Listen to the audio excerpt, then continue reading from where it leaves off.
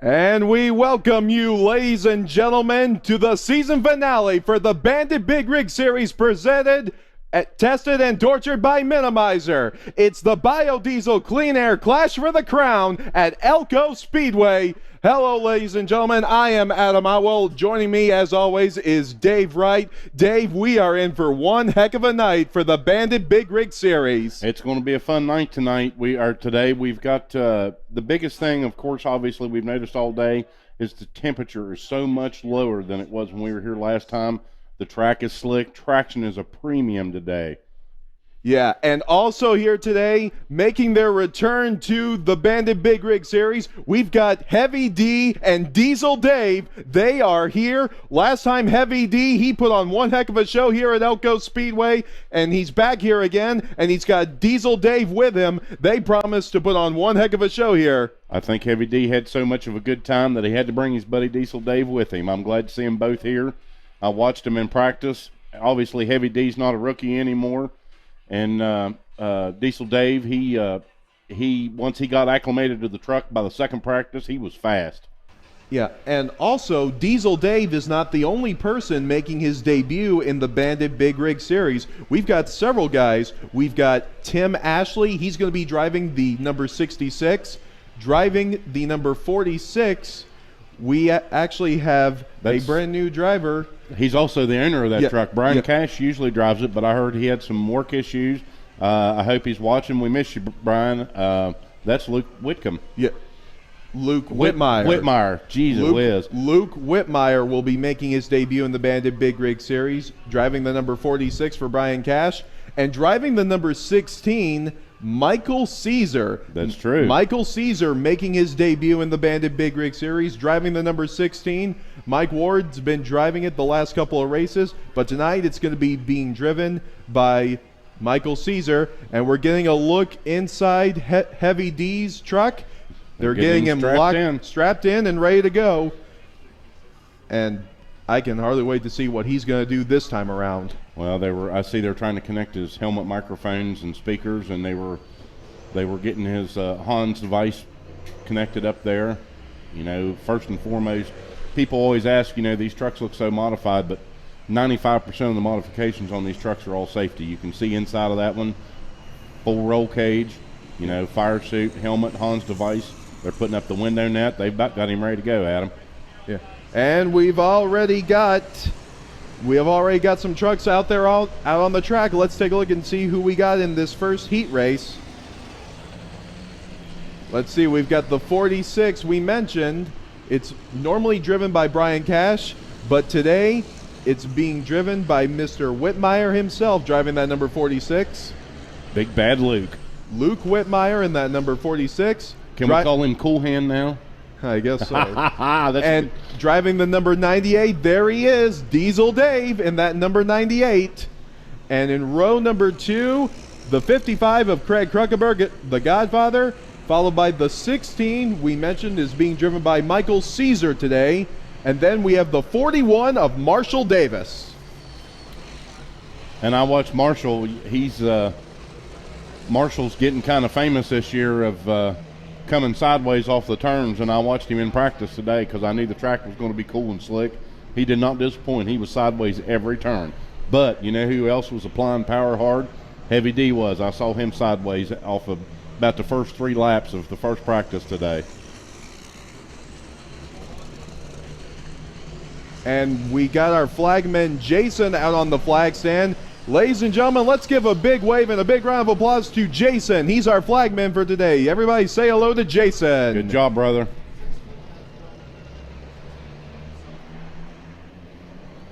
I see I got buddies checking in. I see Paul Lavelle, Doug Knight's watching. My sister's watching. I saw Brian Cash check in. He's there.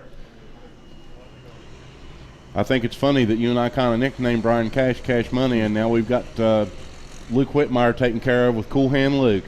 Yeah, and we're getting a 1 to go signal, and I was just looking on Facebook Live. I just saw that Brian Cash is watching right now. Hi, Brian. Yeah. We miss you, buddy. I wish you were here. I miss picking on you. Yeah, and we'll see how Luke Whitmire does in this number 46 truck alongside Diesel Dave. Two guys making their debut in the Bandit Big Rig Series, and they're going to lead off the first heat race of the final season. This promises to be exciting. I guarantee it. We got two rookies on the front, and we can't really call Michael Caesar a rookie. He's been in this truck a few times practicing. And we're green flag racing, and the Godfather is all over the back bumper of Luke Whitmire. He's right on his back bumper as Diesel Dave is on the outside in the 98. Oh, and the Godfather gets loose, and he saves it. That's a lot of power in the Godfather there. He was hard in the gas and trying to go low, and it didn't work. Nice save by Craig Kruckeberg as Luke Whitmire leads the first lap of the first heat race. And now the Godfather looking on the inside of Diesel Dave. Oh, and Marshall Davis got loose entering the back straightaway, but he saves it. I'm telling you, this track is slick. It's not picked up hardly any temperature today. 2 laps have been completed, 8 laps to go in heat race number 1. We started out this morning, it was about 35 degrees today. I think the highest I saw the temperature was 53. And here comes the Godfather looking on the outside. The Godfather to the outside of Luke Whitmire for the lead. Side by side, by a matter of inches, Luke Whitmire led that race. Cool hand Luke, those are his first laps, and it's amazing that he's leading. It led so many of them. Oh, and Marshall Davis hit the wall. Oh, hard. Marshall Davis into the wall again. We stay green. No caution yet. Oh, he spins. He's back in it again. Oh, man. Yeah, that's going to bring out the caution right there. Man, oh, man, was he loose. He got bad loose, clipped the wall. I'd say he had a tire go down because it sucked the back end back around as he went into 3 and 4. And when he caught the back end in the wall, it swung the front end around, so he got both corners. I hope everything's okay and something that can get fixed. Oh, well, you can definitely see right there by the grandstands. There's our replay, too. Yeah, let's take a look at the replay. You see he's getting loose right there, can't hold on to it, and just barely clips the wall there, but he really gets into it right there. Yeah. Yeah. And I'm looking at it from up here. I can definitely see the mark where he hit the wall. You can see the mark where he hit it. Oh, absolutely. My concern was we were out on the track earlier today, but the Marshall actually started sideways there, but there's a dark spot on the track right there, and it looked like oil, but it looks like they got most of it swept up before we got here, but it's still pretty dark. I hope that wasn't a factor. Yeah. Yeah, and also the 46 is in the middle of the racetrack. I'm not sure what happened right there. Actually, I don't know either. Not sure what he's doing. I hope Luke's okay. I hope Marshall's okay. I hope they can get that truck fixed. I wonder if it didn't push the rear end back in it a little bit. The rear ends have a center pin in them. I believe that's the way that setup is, and sometimes it clips that center pin off and lets that rear end move out of whack. So I saw a little fluid leaking out of the 41. It may have busted a water tank too. These trucks, they use water tanks to spray water on the rear brakes to keep them cool. So the fluid leaking out from underneath of it looks like it might be water. Yeah, and now looks like they're going to be stopping the trucks right here to assess the damage and make sure that the track is good to go. And there's people. I see a gentleman looking underneath the Marshall Davis's truck. We've got Allen's wrecker service backing up there, towing service backing up there to get Marshall back in the pits. They'll swarm around that truck and try and get it straightened out. Hopefully they can get his Volvo back going again. Yeah, if we can get a chance to take a look at that replay again, I got to tell you, Marshall Davis, he was getting loose out there. Oh, yeah. As my cousin says, he was high, wide, and handsome. Yeah. Yeah. All right. You can see right here, Marshall Davis, he's going in there, tries to save it, but he couldn't hold on, and he hits the wall. Man, oh man. I was looking to see it. I can't tell if the front end got knocked back or not, but it looks like the rear end may have. That may be what caused that spin, the second part of that spin. I hope they can get him straightened back out. While we're running the trucks through the speedy drive a little bit, I don't know if that was water or oil. It looked like water because there was so much of it coming out of Marshall Davis's truck. I hope that's all it was. We've got some people here I want to shout out to. Mainly the boss, my girlfriend, Annalie Kimball, at home in West Virginia. Eric Schwantz, our buddy, man, he's a huge Mark Noble fan. And I miss him and his wife and his kids not being here. I miss them. I got friends. I got Brandy, hopefully with her husband Daniel, watching in West Virginia. My buddy Mike Pickens is watching. We're glad everybody's here. We're glad everybody's watching on the web, and we're glad for the people that's here. Thank you all so much. Yes, thank you all to the fans who have supported the Bandit Big Rig Series. And we're getting ready for the restart. We have 8 laps left in this first heat race of the night in the Biodiesel Clean Air Clash for the Crown event, the season finale for the Bandit Big Rig Series, tested and tortured by Minimizer. And it looks like we're going to get the 1 to go signal from our flagman, Jason. Yes, Jason, the flagman, going to give the 1 to go signal. And it's going to be Craig Kruckenberg and Luke Whitmire leading off the field. And I tell you, Luke Whitmire has been very impressive this first race with the first couple of laps. He has. He's already living up to the nickname we've pinned on him, Cool Hand Luke. I like it. I bet his wife Jody will like that. They'll be calling him Cool Hand all the way back to North Carolina. Oh, there's another one paying attention. Peggy and Jason. Now I see them there. All right. There's Cousin Greg. And we're getting ready to take the green flag right here. And we're off. Let's see. Oh, the 46 does not get going, and the Godfather leaves him in the dust. Craig Kruckenberg takes the lead, and meanwhile we got a battle for third between the 16 of Michael Caesar and the 98 of Diesel Dave. Well, we can't hold that against Luke. He's new at these restarts, but you know the Godfather, he's a pro at them, and he was ready to rock and roll. As they cross the line, we now have 7 laps to go. Let's see if the Godfather can hold off Luke Whitmire for 7 laps. Entering turn numbers 3 and 4, the Godfather has a good turn there, and he's going to come across the line, and he holds on to the lead. He's trying to stretch that lead out too. Luke's keeping good pace, but the Godfather's got a little bit more experience out here, and I think that'll show. But you know, once Luke gets up to speed, he's really going to earn his Cool Hand Luke nickname. Oh, there's Doug Knight checking in. We miss you, buddy. He's one of our officials usually here. And we have reached the halfway mark. The Godfather is well on his way to winning the first heat race of the day. And meanwhile, the 16 of Michael Caesar is slowly but surely gaining on the 46 of Luke Whitmire for second. Well, we'll see. I got to say, I'm impressed. Luke's holding his own for being a rookie. I'm proud of him. I see Michael Caesar, though. He's wanting to reel that in. We'll see. I don't know if he's going to have enough laps to do it or not. Getting there's one thing, passing's another. And I'd say Luke can make that Mac wide if he's got to.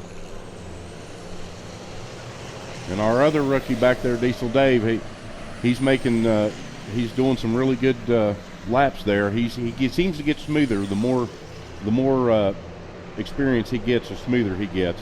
I see he's changed his arc into 1 and 2, and he's looking a lot smoother. He'll save that right front. It'll help him out. And we have 2 laps to go. 2 laps to go for the Godfather. 2 laps to go for Craig Kruckenberg. You know he wants to win the last race of the season. He has yet to win a main, and he would love it.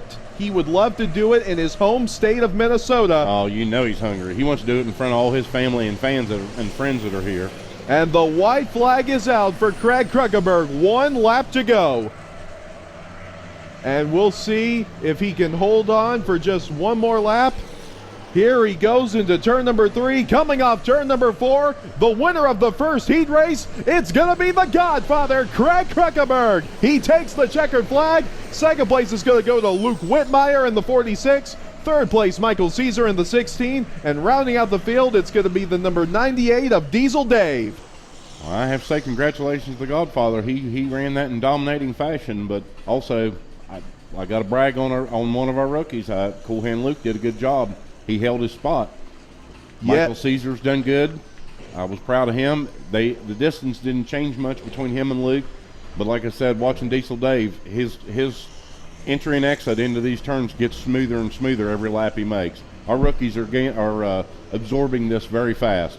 Yes, impressive first race by Luke Whitmire, but a tip of the hat to Craig Kruckenberg. Way to go, Godfather. He's the winner of our first heat race, and now we're getting ready to go with heat race number 2.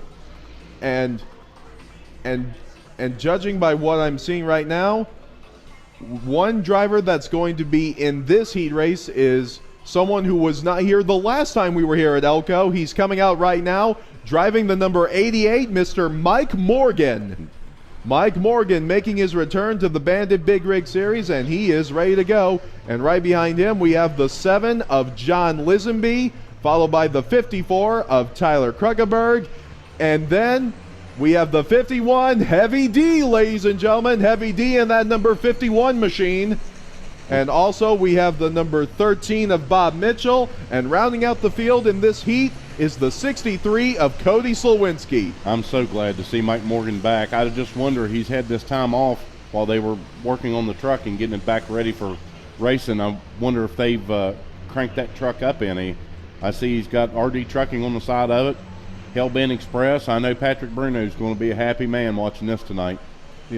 Yeah. As we get the 1 to go signal, I'm interested to see what happens here, because right behind the 7 of John Lisenby is Heavy D in that 51. And the last time we were here at Elko, when we saw those two together, they put on a heck of a show in the Bandit shootout. No telling what's going to happen this time around. They did. Heavy D held his own. We can't really call him a rookie anymore, Adam. Let's see how he does tonight. And here we go, off turn number 4 to take the green flag, and we are racing with heat race number 2. Let's see who gets the advantage into turn number 1. Oh, the 54 of Tyler Kruckeberg gets a little bit loose right there, but he saves it. Good job. Good job. Good save. And the 7 of John Lisenby has taken the lead. Oh, and this, the 13 of Bob Mitchell is loose. Can he save it? Yes. Bob. Good save. What a save by Bob Mitchell in the 13. We still stay green, but still the 7 of John Lisenby has the lead. And here comes the 54 of Tyler Kruckeberg on the outside of Mike Morgan in the 88. That's going to make Bob Mitchell's sponsor, Truck Country, happy. That was an excellent job of driving. That was an excellent. Contact was made between Mike Morgan and Tyler Kruckeberg, and I think Tyler Kruckeberg might have hit the wall a little bit. That's what it looked like. I saw that truck rock back and forth. I think he got a little bit of the front stretch right there.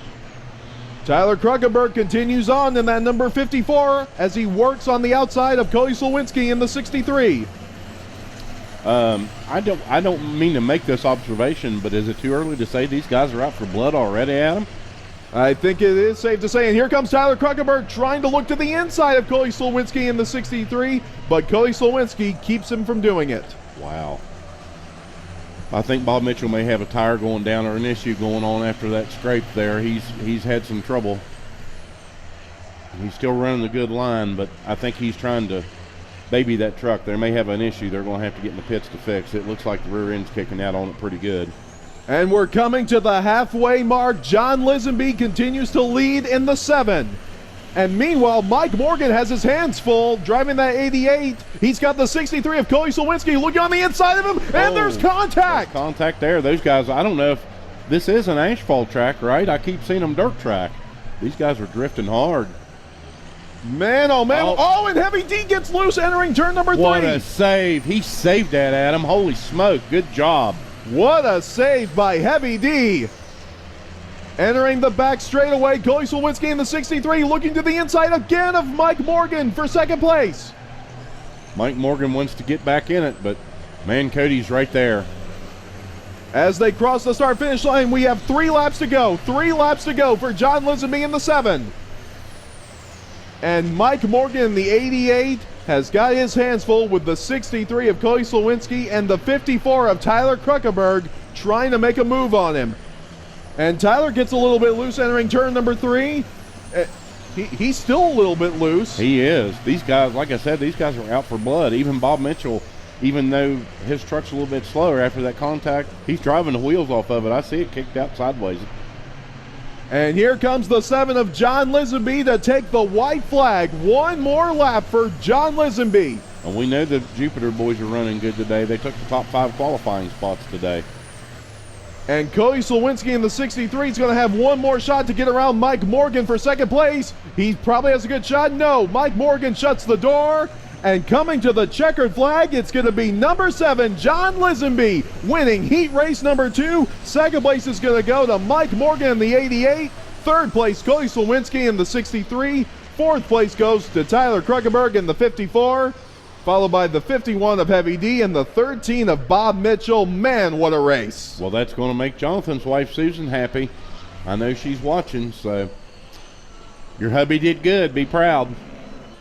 And I got to tell you, I'm definitely looking forward to seeing what John Lisaby can do in the main. He has come close to a main victory many times. The highest he has finished is second several times. You know he really wants to win one main at least. Well, I mean, it's like weddings. None of them girls wants to be a bridesmaid. Everybody wants to be the bride. And you know Jonathan, he's out there looking. He's on the hunt, man.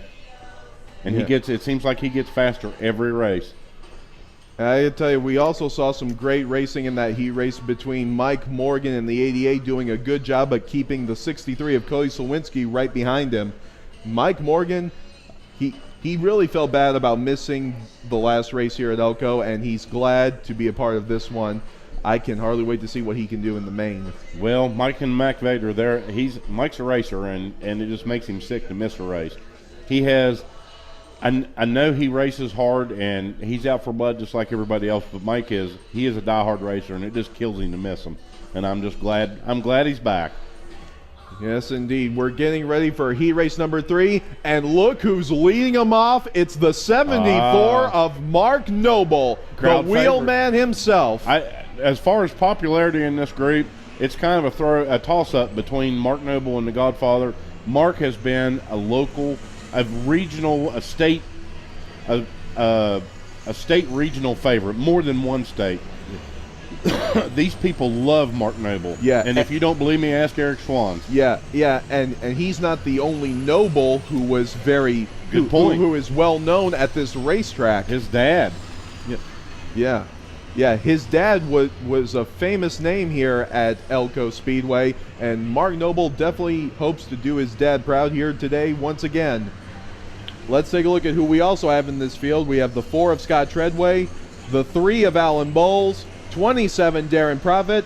Then there's our defending champion and current points leader Ricky Rude in that number 14, followed by the 17 of Justin Boost Ball. And rounding out the field, making his debut in the Bandit Big Rig Series, we have Tim Ashley in the number 66. We've got an impressive group here. All these Jupiter boys are fast. We know Mark Noble's fast. And our rookie in the 66, I watched him practice today too. He seems very smooth. And here we go to take the green flag. We are racing with the final heat race of the Bandit Big Rig Series. Let's see who gets the advantage onto the back straightaway. It's going to be Mark Noble in the 74. Meanwhile, the 3 of Alan Bowles, he's going to take second place. And here comes the 14 of Ricky Rude to the inside of Scott Treadway for third. And I know Scott Treadway did some tuning on his truck too. He's bad fast. And the 3 of Alan Bowles got a little bit loose coming off turn 4, but he holds on to it. Onto the back straightaway, we have a side-by-side battle for fourth, and it's going to be Darren Profit taking that position. And here comes the 17 of Justin Ball looking on the inside of Scott Treadway. See, I think the Jupiter boys had a little powwow and shared some information on this cooler weather at this track because they're all staying pretty tight together. And Mark Noble continues to lead, but he's got the 3 of Alan Bowles breathing down his neck, followed by the 14 of Ricky Rude. Those are your top 3 in heat race number 3. 7 laps to go now as they cross the start-finish line. 7 laps to go. And I keep talking about the weather and the chill here, but one of the things that I saw this morning was they were trying to mount tires down at the Jupiter pits, and I know these truck tires are hard to mount anyway, but this cold, those tires just would not expand and take air. And take a look at this, the 17 of Justin Ball looking on the inside of Darren Profit for fourth. He's got a good run on the inside. Can he clear him onto the back straightaway? Ooh. Yes, he will. And Ricky Rude was sideways trying to stay up underneath Allen, but he just couldn't get it cleared. Ricky Rude trying to find a way around Alan Bowles in the 3, but Alan Bowles is making him work for it. He is. And you know, Alan started with a new truck this year, and as the series goes on, he gets faster and faster in it. Oh, and here comes Ricky Rude. He's got a good run on the inside here as we have 4 laps to go. 4 laps to go in heat race number 3 as Ricky Rude takes second place from Alan Bowles. I think those guys could race side by side together all the time. They are the best of friends, and they always raced each other hard and clean. And now Justin Ball in the 17 is looking on the inside of Alan Bowles in the 3, and he's going to take third. And Justin drives for Allen, and Allen's not going to give him anything, so if Justin's going to get it, he's going to have to take it. When we come across the start-finish line, it'll be 2 laps to go. 2 laps to go for Mark Noble. Can he hold off Ricky Rude? 2 laps to go. Here we go. Does Ricky Rude have what it takes to pass Mark Noble for the win? This is going to be a tight one here. Ricky's trying to catch him. They seem about even down the straightaways. It's in the turns where either Mark can stretch out or Ricky can catch him a little bit. White flag is out. 1 lap to go for Mark Noble. Can he hold off Ricky Rude? Onto the back straightaway. He's got a good lead. Into the final few turns. Looks like Ricky Rude is going to run out of time. Your winner of heat race number 3, Minnesota's own Mark Noble. Second place goes to Ricky Rude in the 14. Third place, Justin Ball, 17. Fourth goes to Alan Bowles in the 3. Fifth goes to 27, Darren Profit. Rounding out the field is the 4 of Scott Treadway and the 66 of Tim Ashley. Man, oh man, what great heat racing action. I think all the hometown fans are happy for Mark. Yes, indeed. We got some Minnesota boys taking home the checkered flag in our heat races. And I tell you, the action has only just begun in the Bandit Big Rig Series. And our buddy Brian, of course, a lot of the guys like picking on Ricky, and they call him Cupcake. But I see my buddy Brian says, "Look out, Mark! You've got a cupcake breathing down your back." That's funny. All right, let's take a look at who we have as our heat race winners. As mentioned, Craig Kruckenberg won our first heat race. The winner of our second heat race was John Lisenby. And you just saw it, the winner of our final heat race, Mark Noble in the 74. Congratulations to all of our winners. All right, back here at the Bandit Series, presented by Minimizer, Tested, and Torture. We certainly appreciate you guys being here today, having some fun with us. It's the Bandit Shootout. My name is PT. Very grateful to have Tim from Food Liner sponsoring the Bandit Shootout yet again. Joel's here as well. Joel, don't be camera shy. Tim, I tell you what, we've had a blast with this. Tell us a little bit about Food Liner and how you've been involved with the Bandit Shootout. Well, PT, this is our 4th time around. We've enjoyed the shootout. Food Liner, of course, is a food-grade carrier, and we're here to talk to you if you're interested in doing some business with us. You got a lot. You 1,000 drivers, 36 terminals, 23 states. I mean, holy cow! Can't be doing someone's gonna be doing something right if you're at that level, huh? Absolutely, we do a lot of good things. We got a lot of great people out there helping us out, and Joel's one of those guys as a driver trainer, does a terrific job for us. Now, Joel, if I'm a big rig driver and I'm looking to drive for Food Liner, why would I want to drive for you guys? Because we're the best. That's a good answer. That's a good answer. Joel, I feel like he was practicing that all day long. As a driver trainer, is there anything that you see when drivers come in that you need to show them that is really kind of like a top tip or something like that? Oh, maybe not, but we cover everything. Safety, following distance, unloading, food safety, everything. So, well, especially being in food, that's certainly cool. Safety is important, no doubt about it. Tim, do you have that $100 that's going to go to one of these kiddos? Look at this. Right here it is, and one of these kids is going to get it. I love it. It's so much fun. Here's how it works. There's the Benjamin Franklin right there. We got green light. I need 46 and 98 here. 46 and 98. They're green flagging already. These guys are obviously not interested in us talking. So these guys are 46 and 98. Diesel Dave and Luke, Cool Hand Luke, they're calling him. Luke Whitmire. Look at Diesel Dave coming around the outside. Give it to him, Diesel Dave. Oh, Luke Whitmire gets it. So 46. So high five to Diesel Dave. Nice job. All right, 46. So the way it's working, what's your name, man? Gus. Gus, all right, so you're up right now. It's kind of a king of the mountain type of a thing. So here's how it's going to go. So now Luke Whitmire is the current king of the mountain, 66. Tim Ashley, who has the 66 player card. You do, man. What's your name? Tyler. Tyler, come on up right here. Tyler versus Gus. Right in there, tell Tyler, say hi, Mom. Hi, Mom. There you go. Gus, do you want to say hi to anybody? Hi, Mom. Nice, Mom is good. That's always good. I like that. Very cool. All right, so this is being broadcast to the world. I've never actually even said hi, Mom. That's weird, huh? Hi, Mom. I don't think she watched. Honestly, Tyler, I don't think she even cares. Never know. You never know. That's good. She might be watching. She might be. All right, here we go. So Tyler's going for 66, Tim Ashley, and then Luke Whitmire for Gus down here in the front. Here we go. One lap around. Mano-y-mano, one lap around. He's got him on the outside, 66. These guys are both rookie drivers here. Oh, a little loose on turn 2. 46 has got a little extra juice in that ride. Oh, 40, look at 60. Look at Tim Ashley go. Oh, you might hit the wall. You got to turn, Tim. You got to turn. Oh, wow. Nice job, Luke.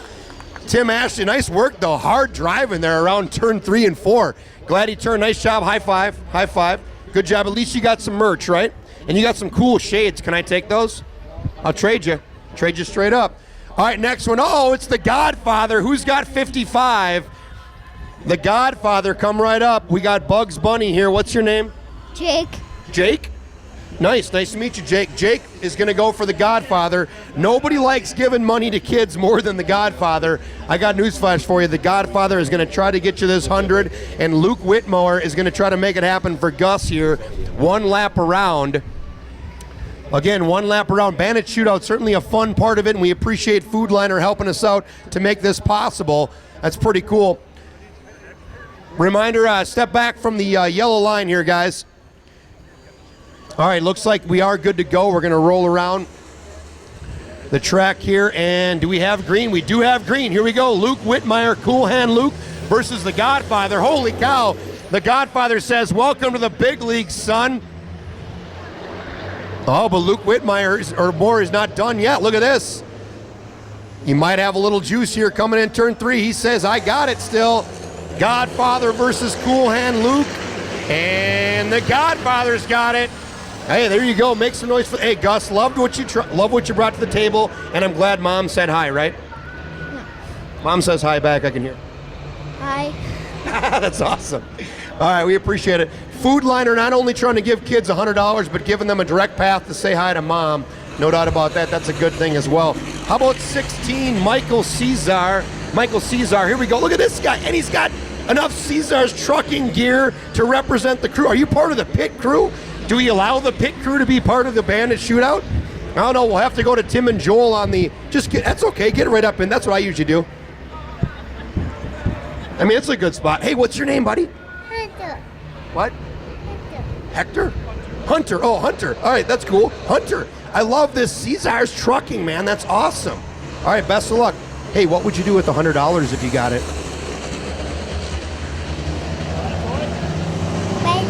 Buy a toy, absolutely. Dad's just saying buy a toy so he doesn't have to buy the toy for him. Here we go, Caesar's trucking. Michael is in the 16, Godfather in the 55. Godfather in the 55 looks strong, but Michael's going to try to take him on turn 3 and turn 4. And he get after it, but it's still the Godfather. Hey, Hunter, don't call me Hector. I loved it. High five. Appreciate your mittens. By the way, your mittens are awesome there, Hunter. They're very cool. Uh-oh, 55, Godfather against Mac Vader, 88. Mike Morgan driving Mac Vader.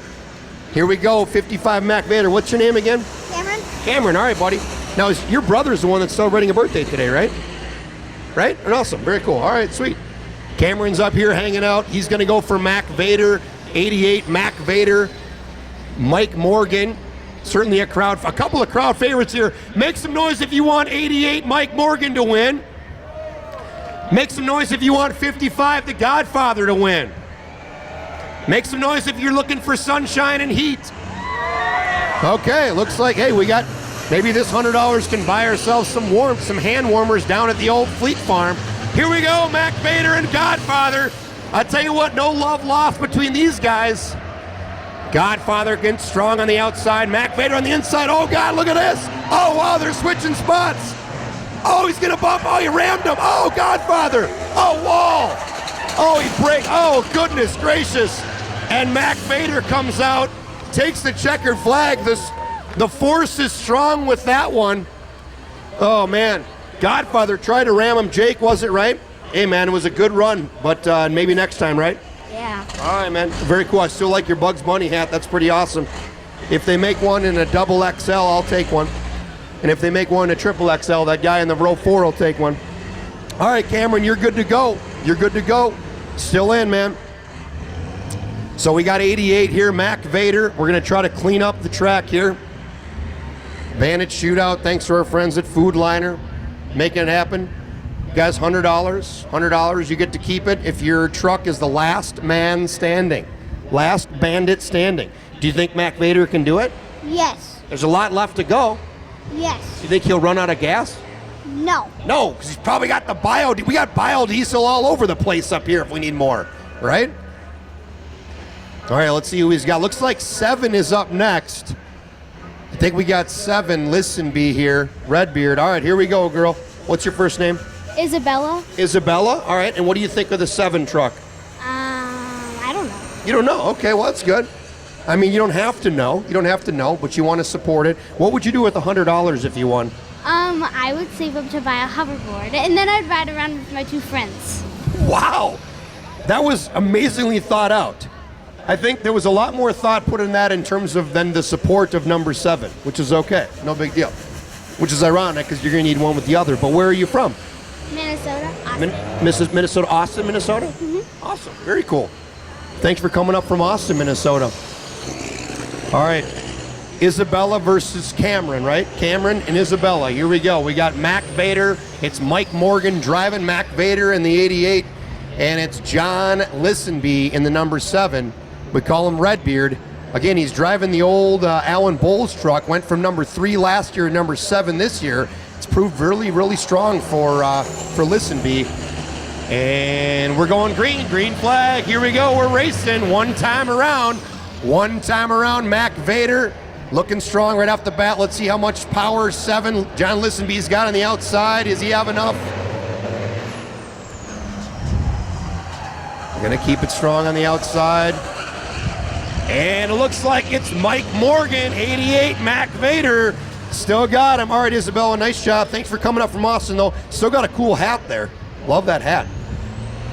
And it's signed by Listenby. That's pretty cool. All right, 54, the Snowman, Tyler Kirkeberg. Who's got 54? What's your name, my man? Kyle. Kyle, all right, buddy. Where are you from? Burnsville, Minnesota. Burnsville, Minnesota. That's cool, man. I'm actually from Burnsville, Indiana, so that's cool. I'm glad you're doing that. What would you do with this $100 if you got it? Not sure? Save it for college. Save it for college? Wow. Holy cow. Save it for college. Financially strong here in Burnsville, Minnesota. I guess we won't be getting any bank sponsorship from... Oh, look at this. Watch yourself. Oh, whoa. Oh, Morgan rammed into Kirkeberg. We'll make sure that they're all right here. Uh-oh. I think there was a little bit extracurricular. Jump the gun or a little extracurricular activities before the races. We're going to try to get done.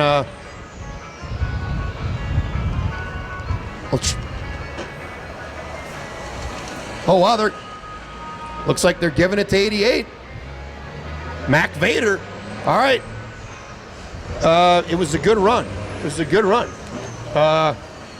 Interesting. I don't know what happened there. All I know is I saw the flag man jumping off the flag. I thought we were going to run into the fence back here. I thought I was going to have to grab Cameron and tuck him back behind here or something for safety. All right. So we got 51 Heavy D. Heavy D. Heavy D? All right, Heavy D. Here we go, man. What's your name? Luke. Luke. All right, Luke, here we go. Luke's going for Heavy D on the outside. It's green flag. Green flag's racing. Here we go. Mac Vader got a heck of a jump. Oh, look at Heavy D. He's going to get it on the backside. Whoa, he's going to go right into him. Heavy D says, I don't care who you are. I don't care what the force says. Oh, look at Heavy D. Oh, just ramming all over the place. Wow. Wow, Heavy D. All right, Luke, hey, high five to Heavy D. What do you guys think of Heavy D making some noise on the force there? Wow. Heavy D says, I am your father. 13, Bob Mitchell. Who's 13, Bob Mitchell? All right. Still Mac Vader's game. Still Mike Morgan's track out there.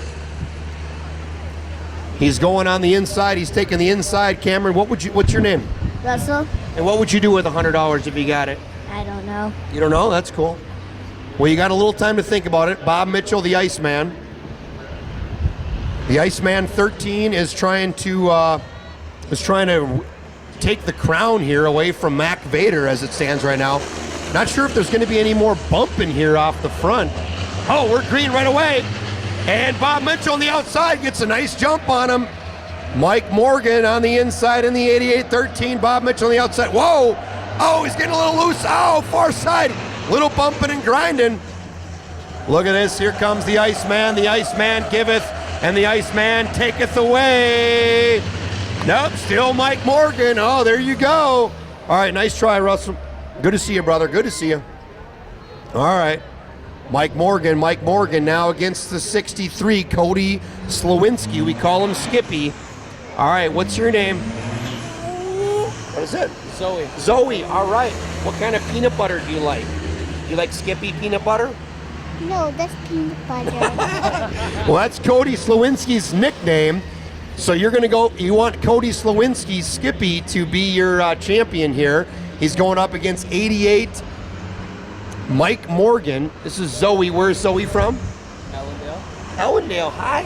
Thanks for coming here. I like your pink earmuffs. All right, we're green. Here we go. We're green. Cody Slowinski on the outside, Mike Morgan on the inside. Cody Slowinski trying to hold it on turn 2 here. Oh, little smoke coming on the black smoke there. It's the only way to get against the force, I guess, is use a little black smoke. Mac Vader still got him. Oh, Mac Vader still good to go. Look at this. Oh, all right, nice try, Zoe. High five. High five. All right, appreciate you. All right, there we go. Hey, Cameron, still looking good with your 88 here, brother. Oh, the wheelman, Mark Noble. He's a crowd favorite. Let's see, we got a couple crowd favorites here. All right, what do you guys think of 88? Mike Morgan, huh, making some noise out there. What does the crowd think of 74, Mark Noble? Oh, I figured this much.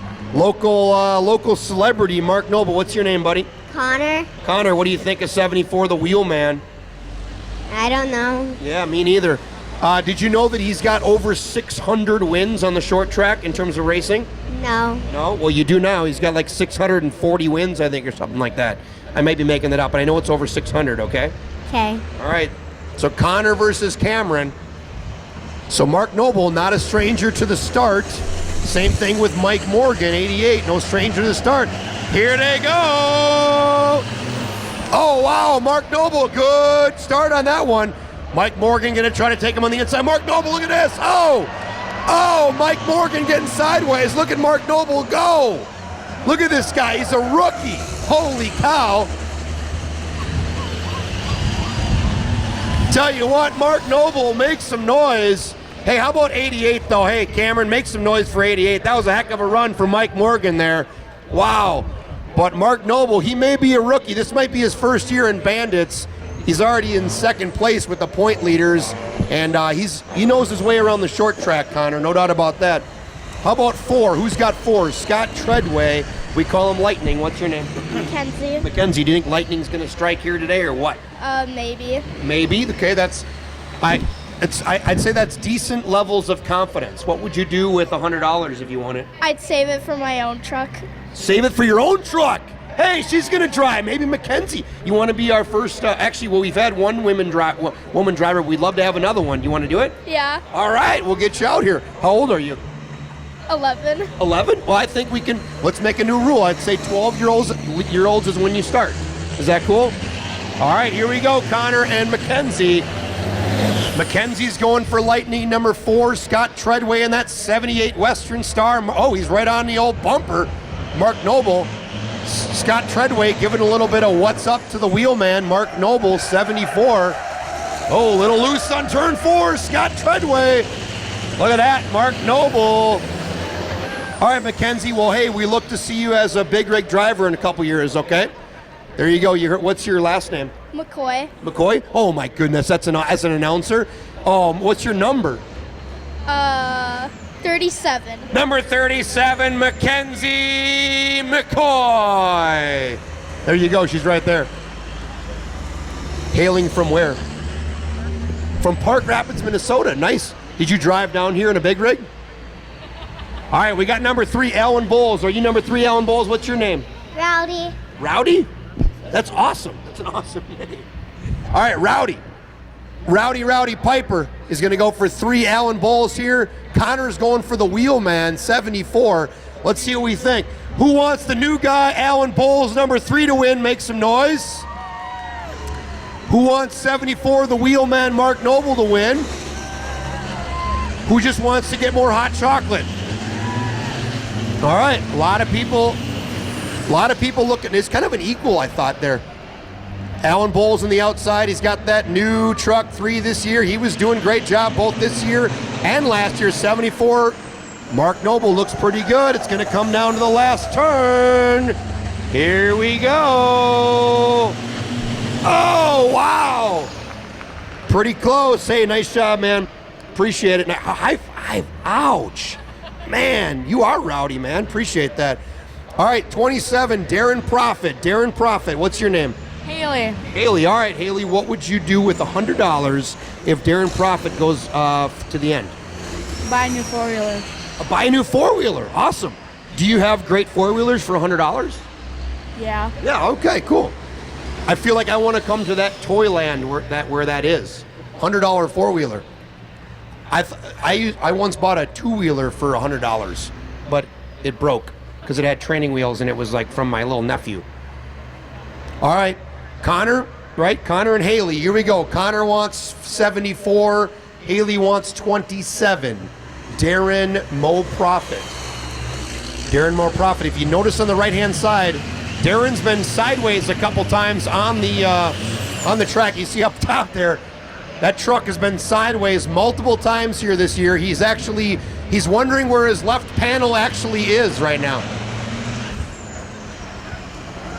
Darren's going for more aerodynamic with just not having a hood. Hey, Mark Noble still the victor. Pretty good aerodynamics. So Haley, nice job. Best of luck with the four-wheeler. Ouch. Ouch. The high fives, Connor, the high fives like hurt a lot more when your hand is numb. You know what I'm saying? Yeah. You like yeah, we're saying. It's not that cold out, right? We got baseball hats on. Look at that. You got this baseball hat over those ears and everything. Come on now. Here we go. 14. It's Darren's brother, Ricky Rude. Ricky Rude. All right, we got 14. What's your name? Travis. Travis. All right, Travis, where are you from? St. Louis Park, Minnesota. St. Louis Park, Minnesota, man. I love it. All right, Travis, do you want to say hi to anybody in the camera? Hi, Mom. All right, moms are getting a lot of love today. We love that. All right, so Connor versus Travis. Now, you got to think about this. This is in the points total coming into today. This is the top point leader, 14, Ricky Rude, and the second place, Mark Noble. So this is a heck of a run. Here we go. We're green. Ricky Rude on the outside, Mark Noble on the inside. Number 1 versus number 2 to try to give out $100. Oh, look at Ricky Rude on the outside. Wow.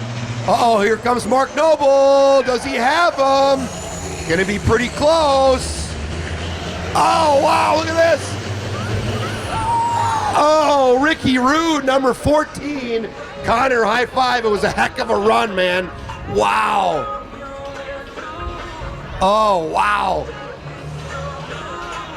This is the last one right here. 17 versus 14. 17, what's your name?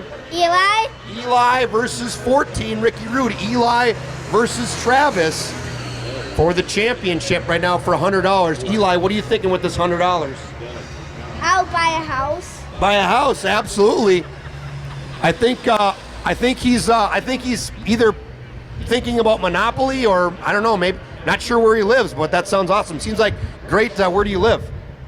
Fond du Lac. Fond du Lac. Great real estate prices in Fond du Lac. It sounds like. I wasn't aware of that. I think I'm going to get with my investment team and take over the entire city for about $1,000. All right, here we go. 14 versus 17 for $100. For $100 and a house for Eli. Here we go. Ricky Rude on the inside, Justin Ball on the outside. We call him Boost. There's the Boost. The Boost is loose on the backside. Justin Boostfall versus Ricky Rude. Here we go. Oh, man. Oh, goodness. The house in Fond du Lac is going to have to wait because Ricky Rude. High five, Eli. High five. Hey, house. Hey, we'll get a house next week, okay? You and I are going to work on some investments properties. Hey, Travis, guess what, man? $100 for Ricky Rude, huh? Woo! All right, little woo. Hey, make some noise for Travis here for $100 from Ricky Rude. We want to say thanks to, here's Tim over here from Food Liner. He's going to get a little gift for you, okay? All right, hold on. Congratulations. Congratulations. Good job. Here you go. Enjoy it. There you go. Hey, Food Liner making him happy. Come on over here, everybody on the camera. We'll do a little hold that $100 up along with Tim and Joel from Food Liner. There you go. It's the Bandit shootout. Travis is going to take it. Are you saving it or are you going to spend it?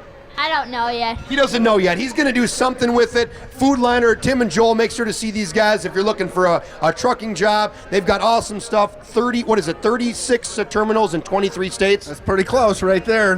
We've got an opportunity for you. There's no doubt about it. Check these guys out with Food Liner. It's the Bandit shootout here. We appreciate you guys being a part of it. We'll be back with the challenge races next here. It's the Minimizer Big Rig Bandit Series. Check it out. And we are back live here at the Bandit Big Rig Series. Let's take a look at who we have in this first challenge race.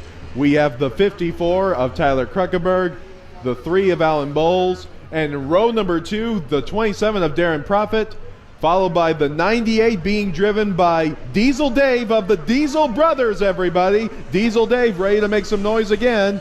Then there's the 4 of Scott Treadway, then Tim Ashley, rounded out by the field by the 13 of Bob Mitchell. My heart's still trying to recover from the shootout, Adam. That was insane excitement right there. And here we go with the first challenge race of the night. Alan Bowles in the 3, starting alongside the 54 of Tyler Kruckenberg. Let's see who gets the advantage on this start. Here we go to take the green flag. And green, green, green, we are racing, and it looks like it's going to be the 3 of Alan Bowles taking the lead. And right now the 54 of Tyler Kruckenberg is running in second. The 98 of Diesel Dave trying to look to the inside of him, but he's got his hands full with the 27 of Darren Profit. I saw Diesel Dave take a peek in there. We'll see if he can, he gave Tyler some room there, so we'll see if he can catch back up. We still have a side-by-side battle for third between Diesel Dave and the 98 and the 27 of Darren Profit, and the 66 of Tim Ashley gets loose. He holds on to it. Man, nice driving by Tim Ashley. Oh, we got contact between the 98 and the 27. Oh, my, huge contact. Oh, my. Goodness gracious. Huge pile up. Oh, my. We had one get sideways, and everybody spun sideways to keep from making it worse. Contact between the 27 and the 98, and that started a chain reaction. Oh, and the 4 is really leaking oil right there. Oh man, I think that's oil. Man, oh man, that was nasty. Yeah. See, we're getting a look at the replay. The 98 is looking on the inside. Diesel Dave is looking on the inside of Darren Profit, and right there, contact is made, and everyone is just along for the ride after that. Yeah, they spun the 4, the 13, and the 66 spun sideways trying to scrub some speed off there and make the damage minimal. I hope that worked. Yeah. And the 98 is parked right in front of the start-finish line, and he's got the hood up on it. The hood is up on the 98, and boy, I tell you, that was a wild ride for everyone involved in that. Not the way we wanted to see the challenge race start out. We like excitement, but that was a little much right there. Yeah. And it's pretty coincidental when you think about it, because early on into the first heat race, we had a caution, and here we are in the first challenge race early on, and we have a caution again. I hope that's not an omen for the rest of the night. Yeah. And right there, bam! The 13 of Bob Mitchell sliding into the 4 of Scott Treadway, and the 66 slides into him, and there's some stuff leaking underneath. I think that's oil. That's water. It's water and antifreeze, because it picks up rust through the block. That's why it's such a dark brown. It probably busted the radiator on poor old Alice there on Scott Treadway's number 4. Yeah, and the hood is up on the 98, and one of the guys is putting the hood back down, so good job there. We're getting a look at the replay again. You know, Diesel Dave was just going for it all right there, you know. He was, and you know, they got sideways, you know, things just got away from them, but hopefully these trucks will return. Man, Bob Mitchell's truck took a hit from his other truck. Yeah, they're just sweeping it off. That's just water. They're going to spend more time picking up debris off of those trucks than anything, I would say, and they'll have to restart it because I don't think they got a lap in. Yeah, and one of the trucks involved in that was Darren Prophet, and man, I tell you, he has had an really eventful season, to say the least. Eventful may be a mild word, Adam. I don't know. He's had some really crappy luck. I hope it gets better. Well, it started with the first race of the season in practice. He ended up on his side. Yeah. Yes. And then he ended up on his side again at Hawkeye Downs. Yep. Yeah. It looks like he's got a tire down or something. It's listing pretty heavily to the left side. Yeah, Darren Prophet taking his truck to the pits. It looks like his day might be done for today. Yeah, unless they can get it back for the main. We'll just have to wait and see. Something looks like it's hurt there. Like I said, I know they're trying to get him a lot of the weight low and left, but I think Darren's had too much too much slant to the left there, and they're not going to run Scott Treadways because, like I said, I'd say it either busted the radiator or popped a hose loose on the bottom radiator hose, maybe. Hopefully, it's something they can get these trucks fixed and get them back out. Yeah, a tough break for Scott Treadway as well, and everybody involved in it. But, you know, also, the last time we were here at Elko, things didn't fare too well for Darren Prophet either. There was a miscommunication, and Craig Kruckenberg ended up making contact with him, and his hood ended up going on his side. Yep. Of course, I think that's why Darren showed up with the fenders off of it, is because the hood and the cab of that truck has taken so much abuse through the year this season. And the trucks are back rolling. We're ready to continue on with this challenge race, and it looks like it'll be the 3 of Alan Bowles alongside the 54 of Tyler Kruckenberg, and Tim Ashley and Bob Mitchell's 13 are continuing on this race. Oh, and the 66 got a little damage on the side there, doesn't he? Yeah, I saw, if you look at the left side of Bob Mitchell's truck, he's got a panel loose, but that stuff's just cosmetic, no big deal there. As long as the steering and the braking and the engine's not hurt, I think we're good to go. All right, we're waiting to get the 1 to go signal and go back green flag racing. And man, I tell you what, with the action we've seen so far, I don't even know what's going to happen in the main. But one thing's for sure, it's definitely going to be intense. Oh, and it looks like the 66 is going to the inside here. Yeah, they want to get that piece of sheet metal bowed back out of the way. They were wanting him to rub up against the wall and maybe bow it back, but he can't tell. He can't see on that side. Yeah. He's pulled up there. One of the racetrack techs will run out and bend that back, or one of the guys is trying to put it back on there, as they're giving him some time to work on that so we can get back going again. Yeah, they just bend it back so it won't be an obstruction. Yep, and the 66 is back rolling. So Tim Ashley should be good to go.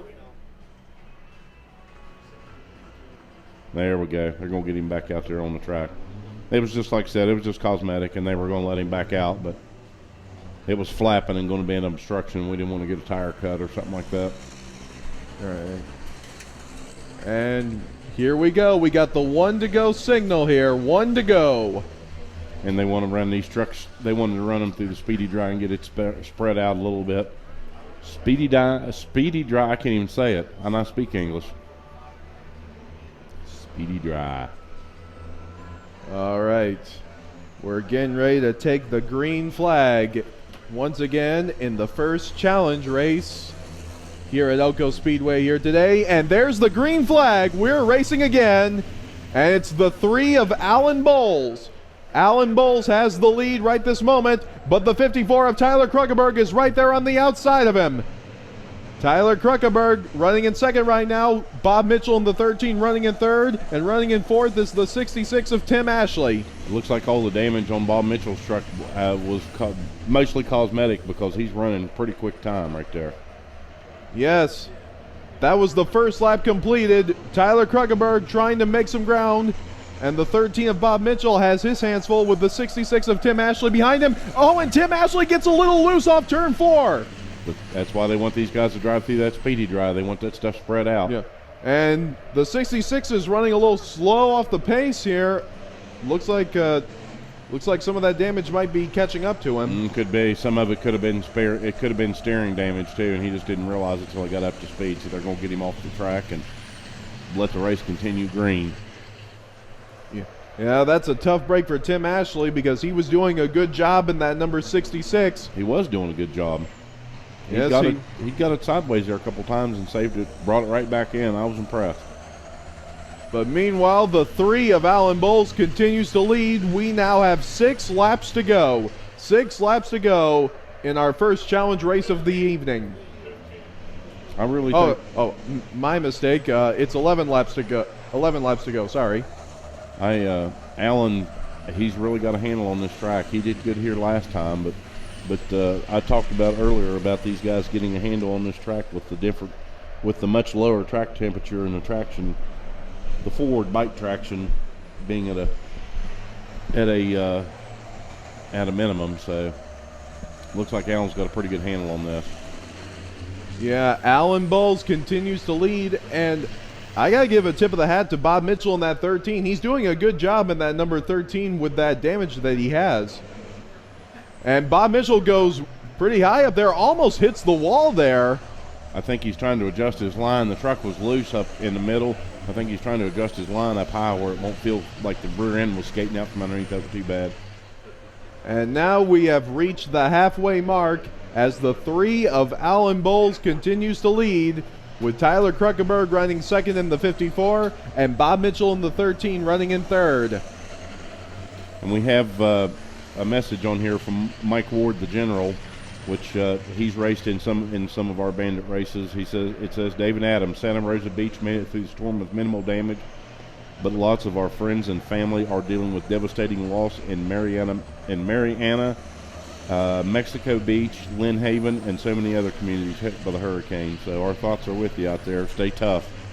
Yeah, yes, indeed. Everyone just stay strong and stay tough out there.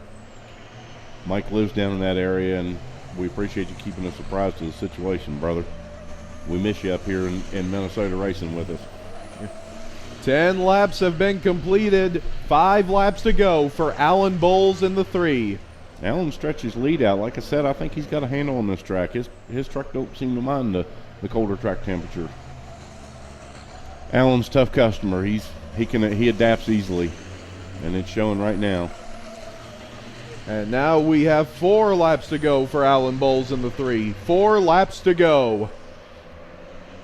And I got to tell you, Alan Bowles has been very consistent in the Bandit Big Rig Series, and you know he would definitely love to end off the season with a Bandit Big Rig Series main victory. Oh, absolutely. And I was just, as you said, consistency for Alan. That's exactly what I was sitting here thinking. He's, Turbo's one of our most consistent guys out here, and it's really showing today. He just keeps tweaking on that truck, and it keeps getting better and better. And we're coming on 2 to go. 2 laps to go for Alan Bowles in the 3. 2 laps to go. 2 laps to go for Alan Bowles. He's just carrying. He's so smooth through the corners. It's amazing. His especially now that he's got his lead build up, he's got the time to pick his smooth line that he likes. He's figured out what the truck likes, and it's really showing. And the white flag has waved for Alan Bowles in the 3. Here we go into turns 3 and 4.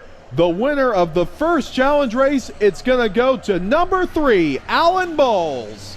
And second place is going to go to the 54 of Tyler Kruckenberg. And third place, the 13 of Bob Mitchell. Alan, the last 5 or 6 laps, Alan was running about a half a lane up off the bottom, and the truck was fast, and I couldn't hear the tires making much noise, so the truck was really liking it. Good job to Alan. Good job by the 3 of Alan Bowles. He is one step closer to walking away with a victory in the Bandit Big Rig Series main, but don't count out the rest, such as Tyler Kruckenberg and Bob Mitchell. They could also be a threat to win this one as well. Oh, absolutely. Like I said, maybe I noticed Bob was a little loose, and he started running up high, and it seemed to help it. But they may have to do an adjustment on his. And plus, I see the 66 out here. They may have to give him a push. Yeah, it looks like the 66 is going to need a push.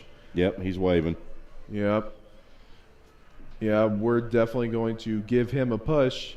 And we're getting ready for our second and final challenge race of the night. And after we get done with the challenge races, we'll move on to the Bandit Big Rig Series main. And taking a look at the first two trucks that we see that are going to be in this challenge race, I see it's the 74 of Mark Noble and the 7 of John Lisenby.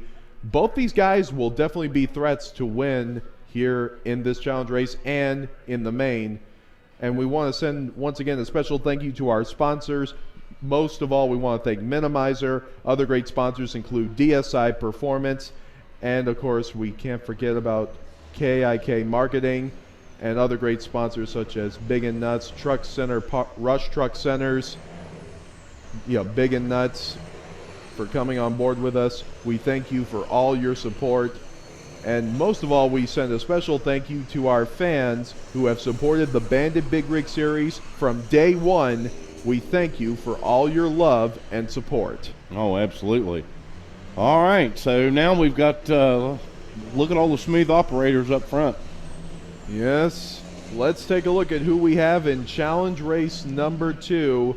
On the front row, we have the 74 of Mark Noble alongside the 7 of John Lisenby. Row 2, 14 Ricky Rude, 88 Mike Morgan.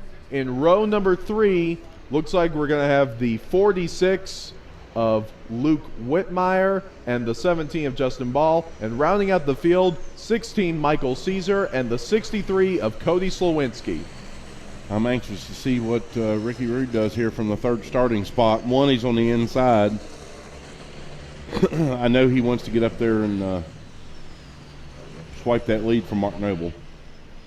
Indeed, he does. But, man, we've got, we were talking about being smooth and consistent.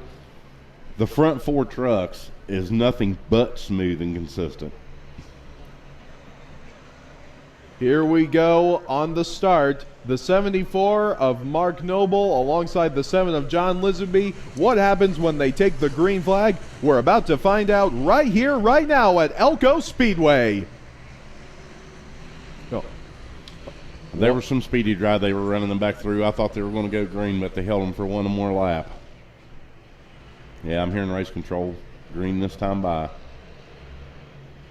As a driver, it's hard to keep these trucks even, too. The more pace laps you run, the harder it is to keep them up even. Okay, here we go. Getting ready to take the green flag this time with Mark Noble and John Lisenby on the front row. Jason waves the green flag. We are racing again with the Bandits. Good start, good start. Everybody was bunched up, even start. We'll see how it goes here. Ricky is looking at that bottom groove. He wants around Mark bad, and he wants around him quick. And Mark Noble has the lead the first time around, and the 14 of Ricky Rude looking to the inside of John Lisenby in the 7 for second place. Oh, Michael Caesar got up high. Yep. All right, on to the back straightaway. The side-by-side battle for second and third continues. Who's going to get the advantage? Looks like a slight advantage to Ricky Rude in the 14, but John Lisenby is hanging on. Oh, there was contact between the 63 and the 46, but they hold on to it. Goodness gracious. I thought maybe they would calm down a little bit for the challenge races and then amp it back up for the main, but I see that's not going to happen because we got excitement right off the bat here. Justin Ball trying to make a move on the outside of Ricky Rude in the 14 for second. We'll see if he can make it work as they enter the back straightaway. Not yet. Ricky Rude is able to hold on to it. Well, and the thing about it is you have to think about this is these guys this is their last chance to maybe move up a spot in the point standings too. And it's no holds barred. We'll see how it goes here. Justin wants every point he can get. And Mark Noble doing a good job at maintaining his lead, but he knows the 14 is right there behind him. And running in third is the 17 of Justin Ball. He's looking to make a move on Ricky Rude as well.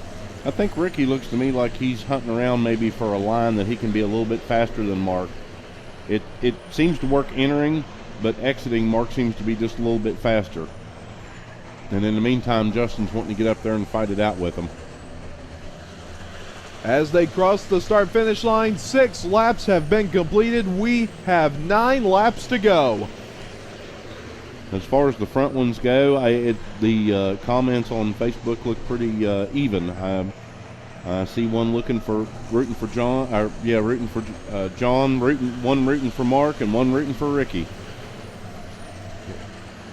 And on to the back straightaway again. Slowly but surely, Ricky Rude is gaining ground on Mark Noble, and Justin Ball is gaining ground on Ricky Rude. Lap by lap, they seem to get just a little bit tighter each time.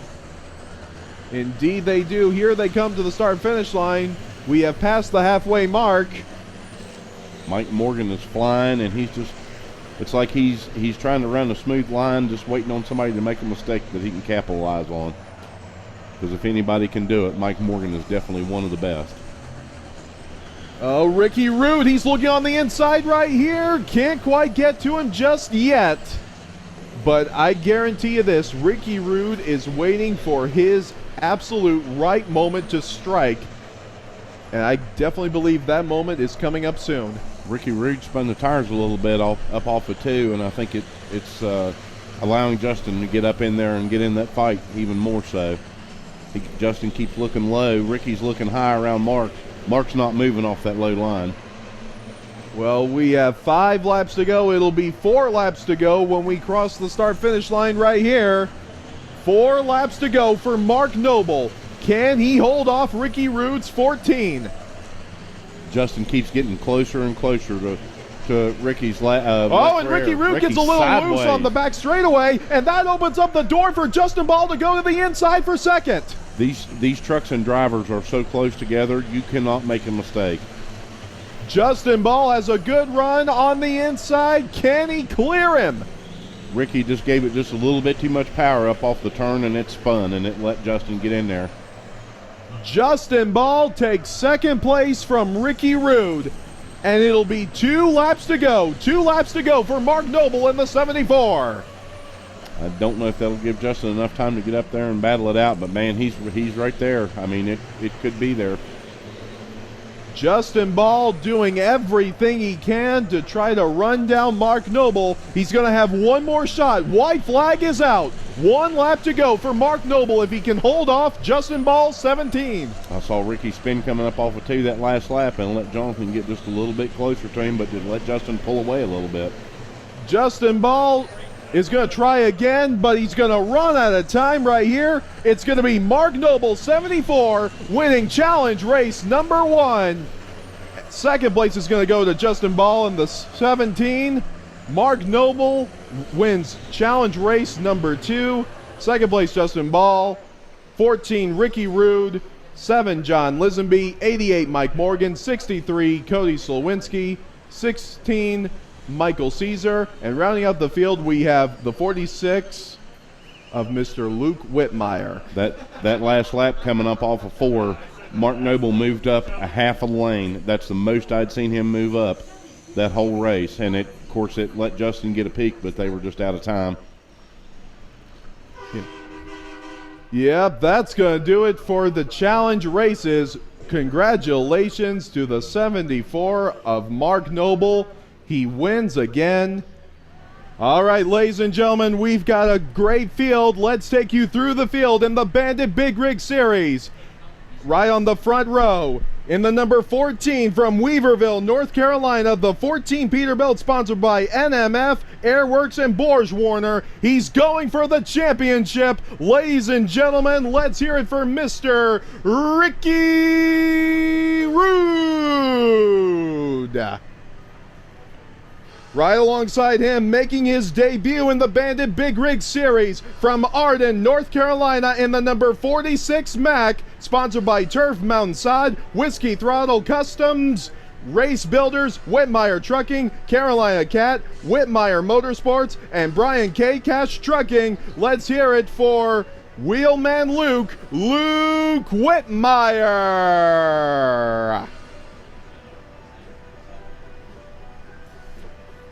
Next up, from Blooming Prairie, Minnesota, in the number 74 Volvo, sponsored by Action Truck Parts, Nugian Calipers, and Factory Ride Energy Drink, let's hear it for the wheelman, Mark Noble!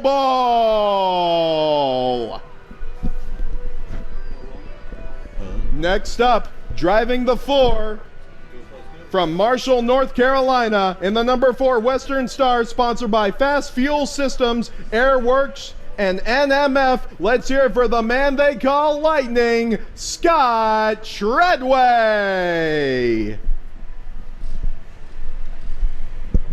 Next up, in the number 3 from Weaverville, North Carolina, that number 3 Peterbilt, sponsored by Jupiter Enterprises, Pete Store, Fast Diesel Fuel Systems, Minimizer, Airworks, Borge Warner, Thompson Cat, Lucas Oil, and NMF, the man they call Turbo, Alan Bowles.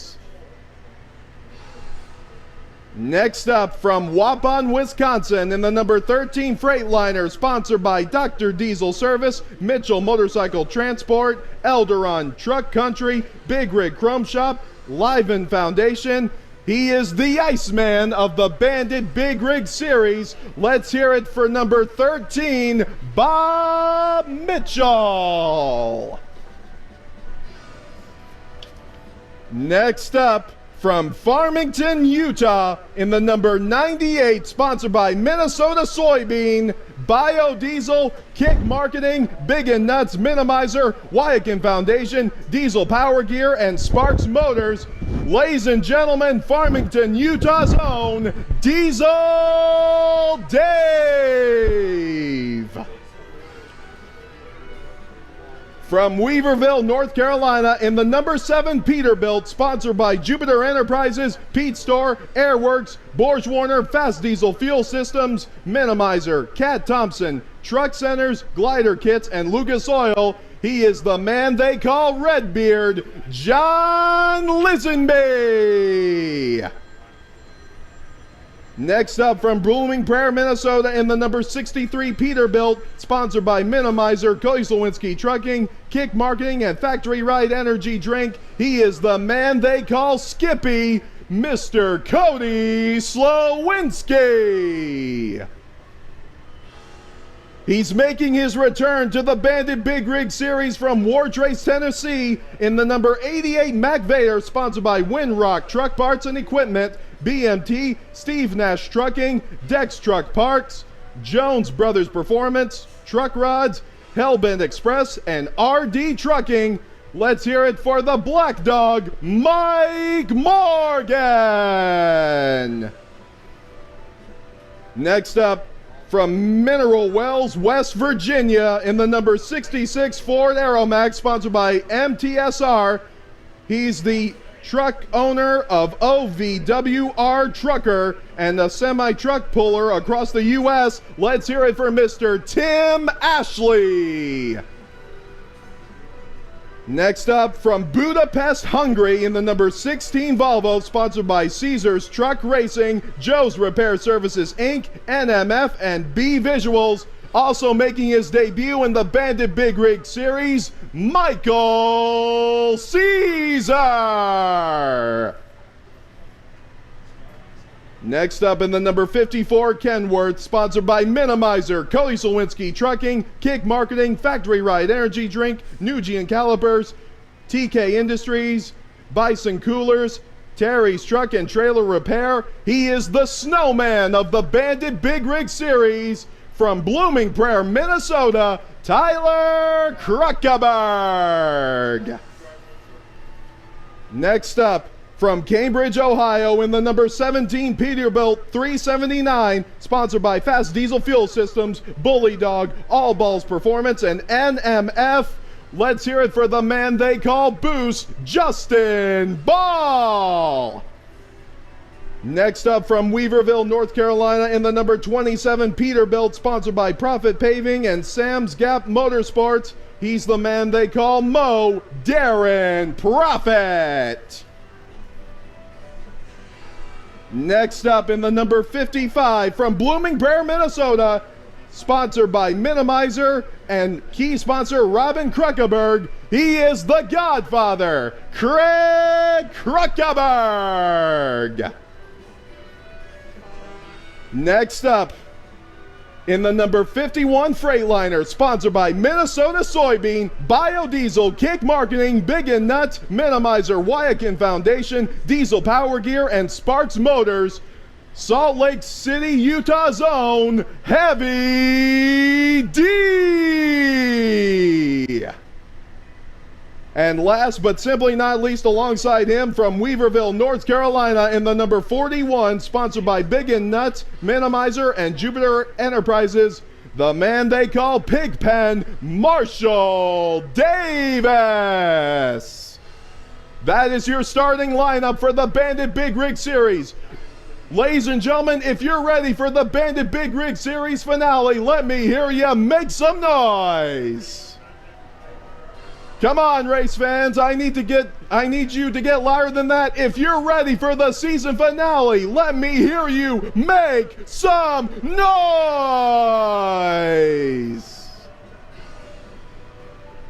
All right. We are ready for the Bandit Big Rig Series finale. Dave Wright, it is so great to have you up here. I'm happy to be here. I'm excited to be here. It promises to be one heck of a finale. Oh, absolutely. I mean, okay, look at the heats. Look at the shootout, the challenge races. It's just building up, man. I don't think the only fireworks are going to be off the track tonight. Yeah, and I tell you what, with Heavy D and Diesel Dave in this race, I have no idea what's going to happen. It's going to be exciting, I can tell you that. With both Diesel brothers in this race, anything can happen. Love you, honey. Let's rock on this one.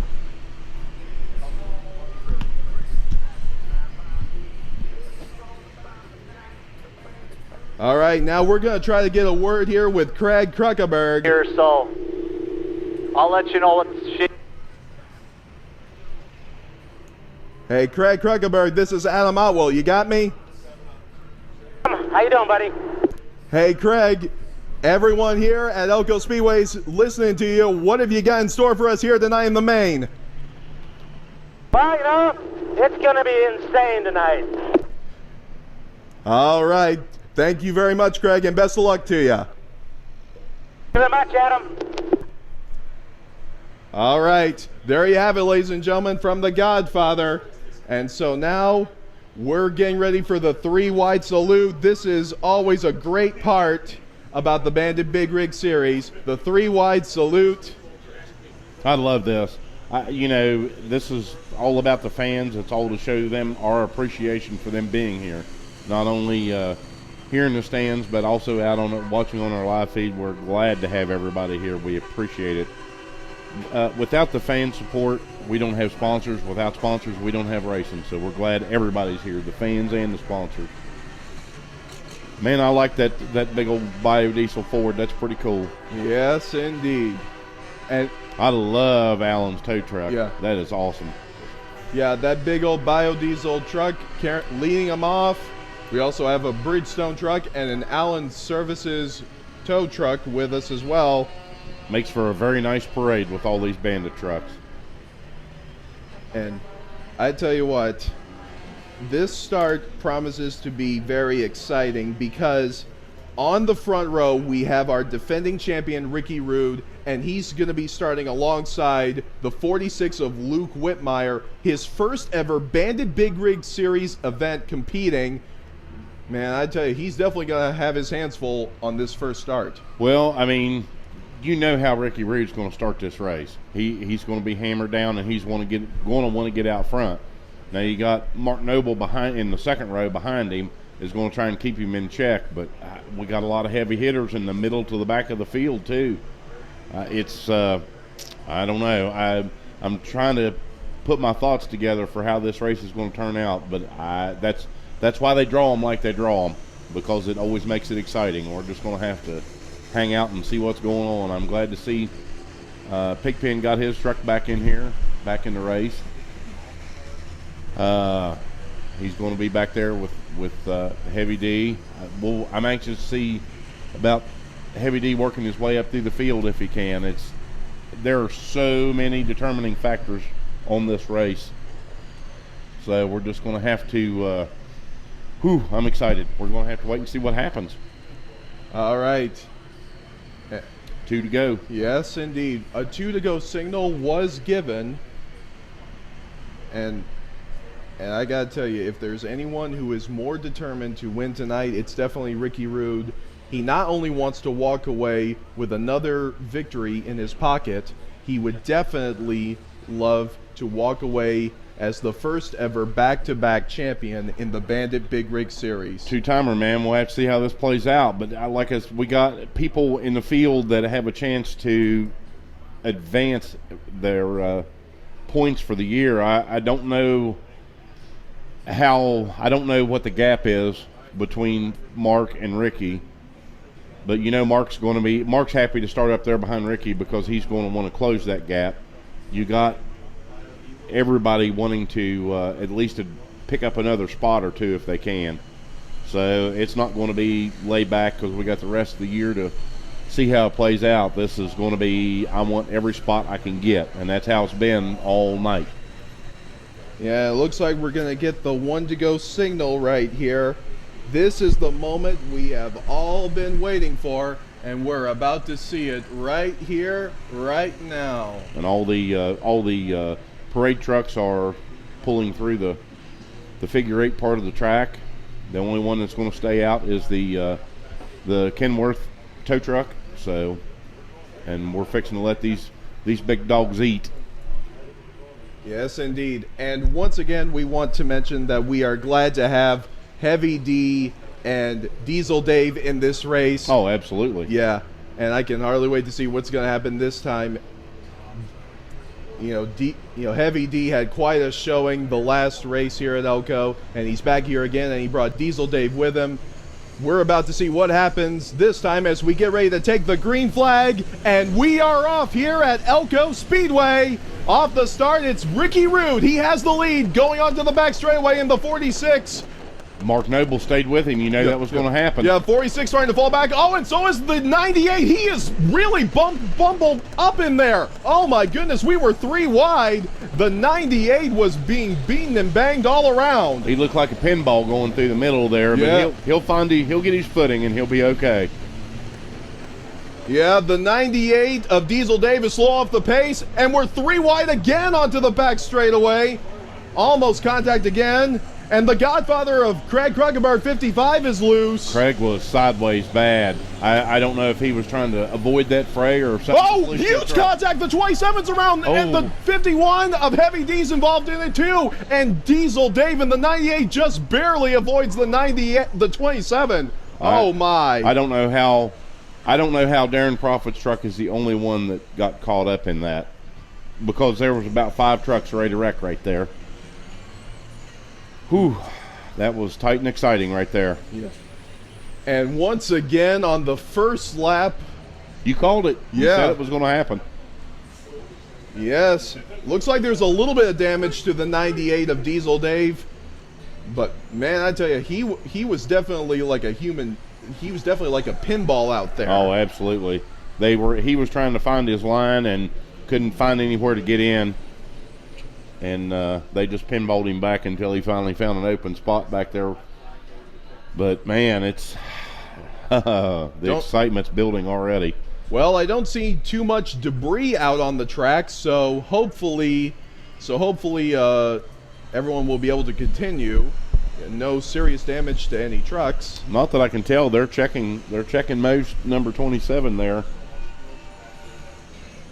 But I think they're going to let him back out on the track. Either that or he's going to go ahead and cross to the pits. Yeah. So 1 lap has been completed, and we still have 29 more to go. Oh, man. I don't know if my heart can take 29 more laps of beating and banging and pinballing. Well, with this being the season finale, what did you expect? No holds barred, brother. That's how it's going to be. I knew that coming in. Yeah. All right. They're still checking out the track to make sure everything is good to go, and so we should be good next time around. We're going to take a look at the replay. Yet there was definitely contact between the 17 of Justin Ball and the 51 of Heavy D, and there was also contact right behind them, and Darren Profit was just along for the ride. I don't think Diesel Dave was the only pinball in that mess. Okay. Well, once again, we're going to restart with the 14 of Ricky Rude and the 74 of Mark Noble on the front row. We'll see what happens on this restart. Caution flag is still out. They're making sure that the track is still good to go out there. Yeah, we didn't have to put down any speedy dry that time. I'm also happy to see that Lightning got back out, Scott Treadway. It must have just been a busted hose. I was worried the radiator may have been busted, but may have just knocked the hose off. They'll get them lined up, bunch back up, and turn them back loose. I can hear race control trying to put them back in order. Yeah, race control making sure that everyone is in their correct spots. They want to make sure that they have a good, fair restart, and everyone is supposed to be where they're supposed to be. Absolutely. Yeah, they've checked. They've got all the safety trucks back in the infield. I think they've checked the track for debris. Now we're just going to get everybody lined back up correctly. Yeah, I'm still hearing race control calling numbers and telling them inside or outside, so they'll get them lined back up. I gotta tell you, I'm looking at the comments, and one person is saying that Darren Profit used to be a bus driver back in the day. I bet that was a fun bus to ride. That's who I'd wanted for my bus driver in school. Darren's cool. I like him. All right. They're still getting everyone situated, making sure everyone is in their right spot. I think they're almost done. Yeah, I'm hearing calling the 54 to the inside. Heavy D's up too far, up a row too far. They're going to make him fall back and let Tyler back on the inside in his spot. All right. Let's take a look at who we have in row number 2 behind Mark Noble and Ricky Rude. We have the 3 of Alan Bowles and the 4 of Scott Treadway. And in row number 3, the 46 of Luke Whitmire and the 13 of Bob Mitchell. In the next row, 63 of Cody Sawinski, 7 of John Lisenby. Next, the 66 of Tim Ashley alongside 88 Mike Morgan. And then we have the 54 of Tyler Kruckeberg. And they're still trying to get, there we go. They got Diesel Dave up there where he's supposed to be. Yes, indeed. Diesel Dave in that number 98. And they're going to put, they're going to put Heavy D up top behind Diesel Dave, and Justin Ball's going to slide in his spot. Oh boy, the two best friends starting right in front of each other. Yes. Oh boy, that ought to make for an interesting restart. I wonder, you think Heavy D will bump Diesel Dave on the start? Maybe give him a little bit of, I don't know if I'd call it help or not. All right. And it looks like now we're going to get the 1-to-go signal from our flagman, Jason. Yep, 1-to-go signal. Yeah, they've got them all in line. They're fixing to turn them loose. We'll let these be, like I said, they're going to let these big dogs hunt, eat. They're going to turn them loose. Oh boy. And 2 other best friends up front, Alan and Ricky Rude. Alan's just reminding him who's behind. Alan's reminding Ricky who's behind him on the restart. Yes. Here we go to take the green flag. We are racing again with the Bandit Big Rig Series. This time it's Mark Noble. Mark Noble has the advantage heading into the back straightaway. Oh, we got a spin in turn 1. It's the 66 of Tim Ashley. Can he save it? Yes. He saved it. But it cost the Godfather and Pigpen to spin. Yeah, they spun to avoid anything else. Yeah, the 55 and the 41 spun as well. Yeah, no harm, no foul. They'll get them spun back around, and and back in order. And while I was watching that, Heavy D just avoided contact after the 66 spun. He avoided contact with the 66. These guys are holding their own. I'm impressed. But, you know, you talked to them. I spoke a little bit to Heavy D last time we were here, but I got to talk to Diesel Dave a little bit. These are just, I know these guys are on TV, but they're just down-to-earth nice people. Yeah. I was talking to Diesel Dave about how much improvement from the first practice to the last practice today, and he was just real cool. Yeah, there you see it. That's a good save by the 66. Yeah, nice save by Tim Ashley in the 66, and as mentioned, Heavy D avoided any contact with the 66, just barely. These guys aren't here as a celebrity appearance. These two boys came to race. Yes, indeed they did, and we're getting ready for another restart again. Still, only one lap has been completed. Yeah, I see somebody on the comments here in Nevada. Ask Heavy D and Diesel Dave from Diesel Brothers. Yes. That is correct, yes. And here we go with the one to go signal again. Ricky Rude and Mark Noble on the front row. These are the two who are first and second in the point standings. So you know each and every one of them would like to walk away with the victory here, and something's happening here. Several of the trucks are running a little bit behind right now. Yeah, they're trying to get them back in order. Oh, but the green flag is waving. Green flag waves. Let's see who gets the advantage. Right now, side by side, it's the 14 of Ricky Rude and the 74 of Mark Noble. Door to door, man. Door to door they go indeed. Mark Noble on the outside, Ricky Rude on the inside. And Ricky Rude led that lap. Ricky Rude leads that lap right this moment. He's got the lead, but don't count out the 74 of Mark Noble. He's still there on the outside. Rick ran it in a little hot right there. I saw him I saw a little smoke off the tires when Ricky tagged the brakes. Ricky Rude in the 14 has taken the lead. Meanwhile, the 3 of Alan Bowles, he's trying to find a way around the 74 of Mark Noble, but he can't quite get to him just yet. Meanwhile, onto the back straightaway, we got some great racing action. The 46 of Luke Whitmire looking on the inside of Mike Morgan in the 88. And he was a little bit sideways coming off of 2 there. He was hard in the gas and the fuel. Yeah. And the 63 of Cody Slawinski trying to make a pass on Bob Mitchell in the 13. Can't quite do it yet. Oh, we got spins again. It's the 51 of Heavy D. Oh, and right into the wall he goes. Right into the wall goes Heavy D. And looks like the fender just came off that truck there. That's the front bumper. Yeah, the front bumper just came off the 51. He's trying to get it off the wall. Watch out, brother. Oh, and he runs right over it. Yep. He's still dragging it with him. Heavy D runs right over that part there. I don't know if he had an issue and the truck pushed up on its own, or if he had some help there. Oh, the bumper came out from underneath. Yeah, he just lost the bumper. And take a look at the front of that truck. That truck is damaged. Oh, yeah. Yeah, it's got I can't see if the tire's up for the fender, the piece of the fender hanging over. Man, I tell you what, that was insane.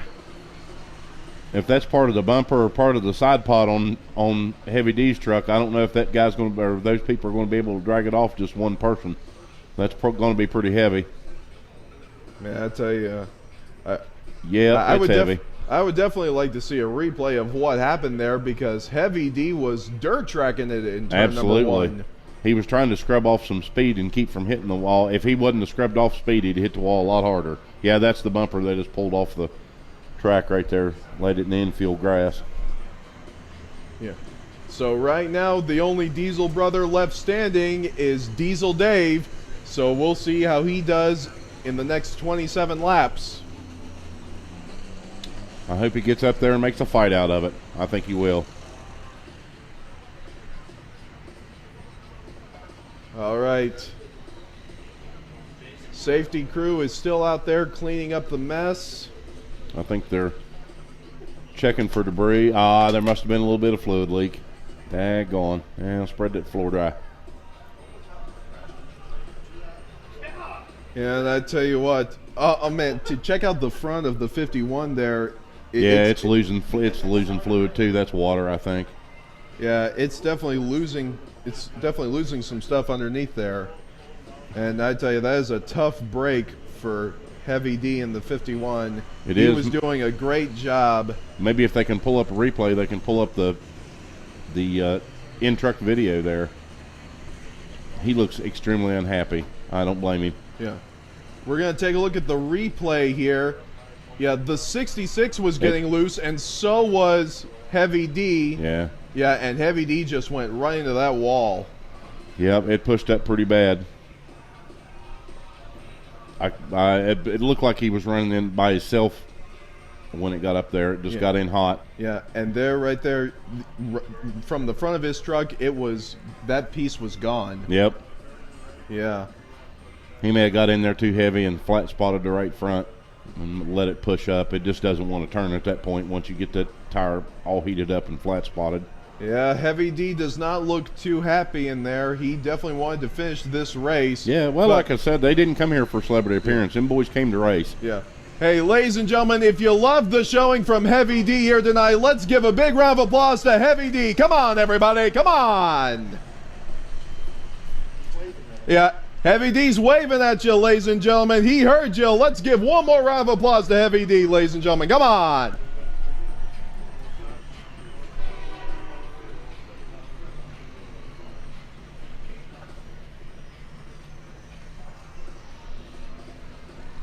Yeah, these trucks are just so heavy. You know, you get in there and flat spot that right front, it's just not going to turn. You're pushing 12,000 pounds, 90 miles, not 100 mile an hour in there, and once that right front flat spots, it just won't turn. Just too much weight. It's a big push. And I just got word we're going to get a 2 to go signal. 2 to go signal.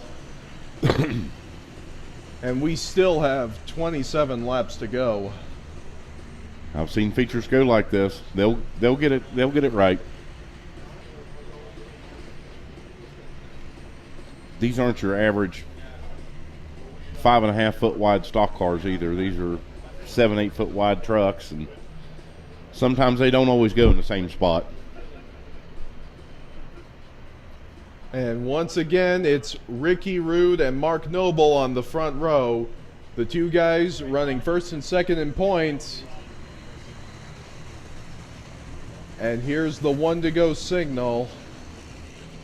And I tell you, Ricky Rude already got some revenge from the last time we were here at Elko, because in that Bandit shootout, he lost by a matter of inches. That's right. And earlier tonight, he won the Bandit shootout, and he also beat Mark Noble in the process, so he got a little bit of revenge. Well, that's true.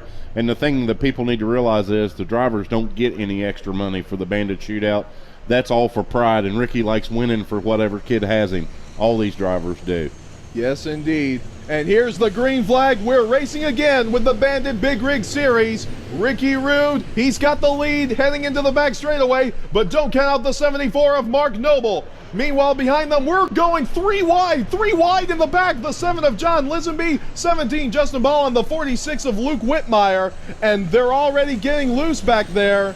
Man, oh man, it's getting crazy out there. Justin Ball split those two trucks, and then once he got clear, he had to get on the brakes. I saw the rear end hopping around. That was a good job splitting them and a good job keeping the truck under control. Yeah.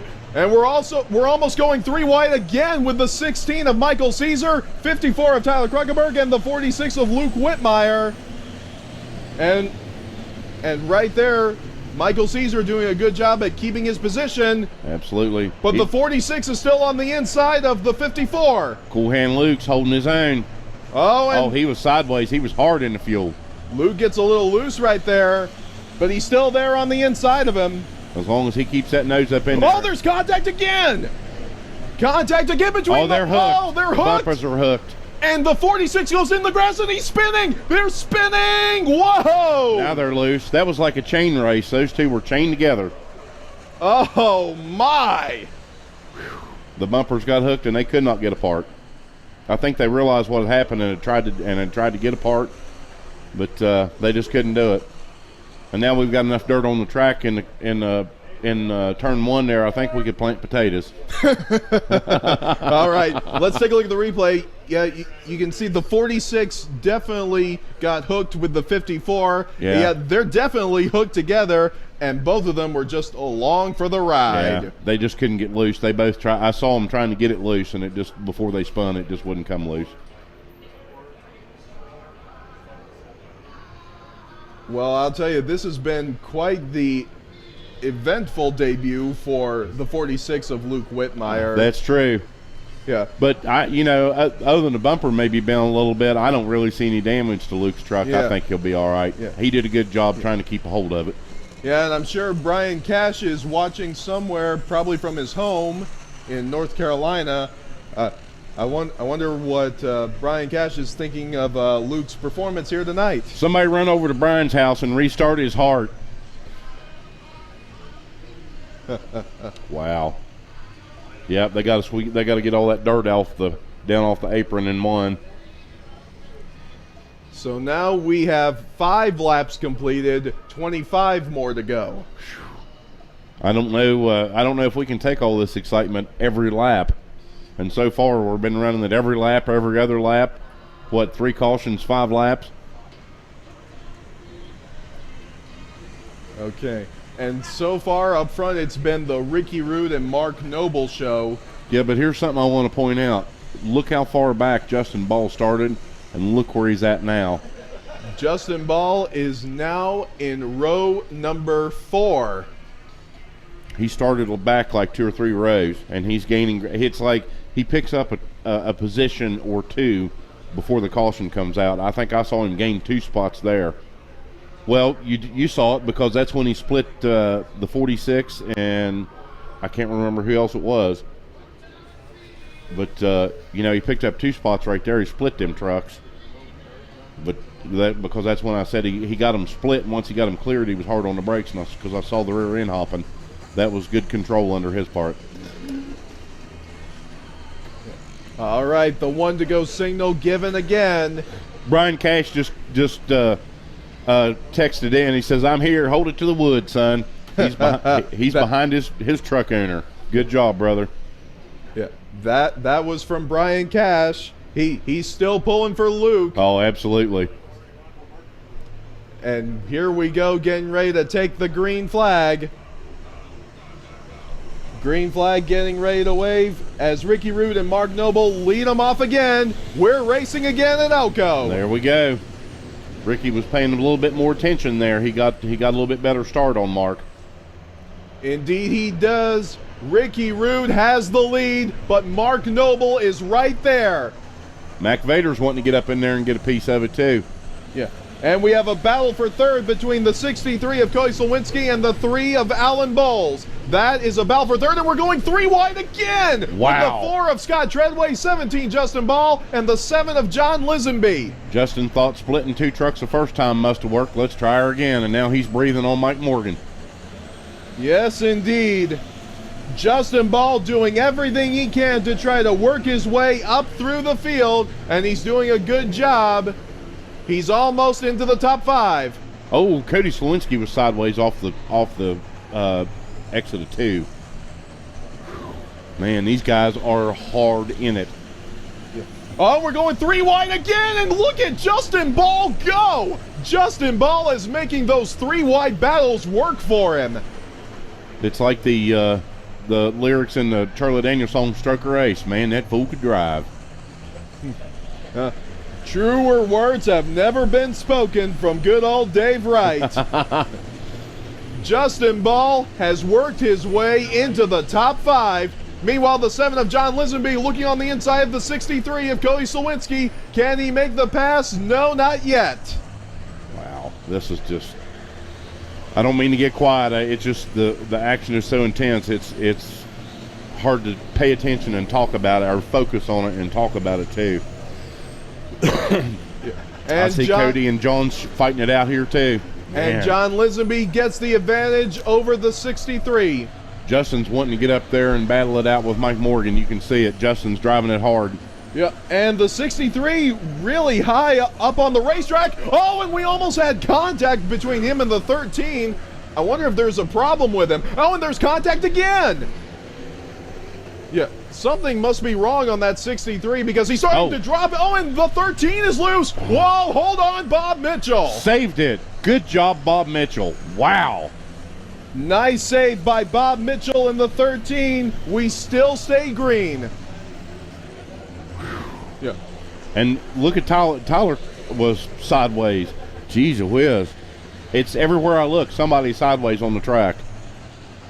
Yes, indeed. There is so much racing action going on.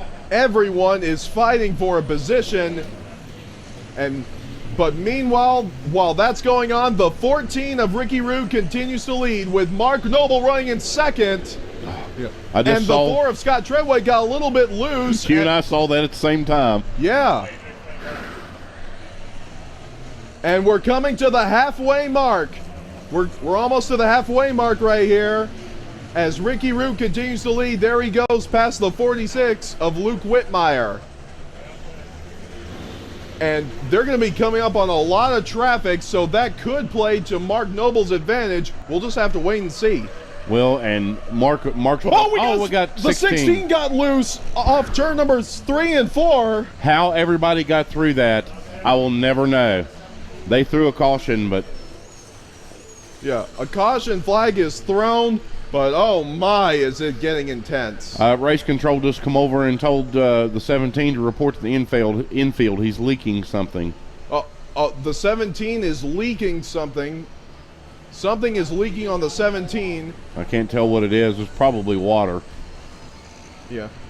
We're getting a replay to see what happened of the 16. Michael Caesar just got loose heading into turns 3 and 4. That truck was wrecked. Yeah. And I can't believe that everyone was able to get through that, because that could have been disastrous. Even Marshall Davis was sideways trying to get his truck weighed down or get it back under control.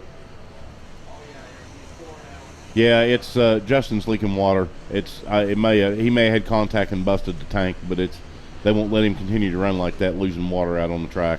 Oh, that is a tough break for Justin Ball, because he was moving through the field like there was no tomorrow. He was flying, man. I wanted to, for as far back as he started and for passing stuff 3 wide, I wanted to see where he was going to finish out at. Daggone it. All right. So we're almost at the halfway mark, and it's still Ricky Rude and Mark Noble, the front two. But don't count anyone else out. You never know what's going to happen in a Bandit Big Rig Series main. Someone who you expect to win might not win, and someone you didn't expect to win might win. Well, like I said, I mean, everybody's got the same shot to either advance in points or pick up a win, and that's what they're shooting for. Right now I would also like to give a shout out to someone who I know is watching this right now, Brian Madsen. He could not be here today. We miss you, brother. Miss you, Brian. Hope you're enjoying the show, buddy. You may have to send somebody to restart my heart. Goodness. All right. I hear race control. They're getting everybody lined back up. Man, this has been an action-packed night. What a way to cap off the season finale for the Bandit Big Rig Series. We're not even finished yet. Again, this is the Bandit Big Rig Series season finale, the Biodiesel Clean Air Clash for the Crown. And Clash for the Crown is an appropriate name for what we're seeing. Indeed, it is. And we're almost to the halfway mark, and it promises to be an exciting finish right here, right now. Yeah, they'll get these guys lined back up. I'm hearing green next time by. And the flagman definitely has the green flag in his hand. He's fixing to turn them loose.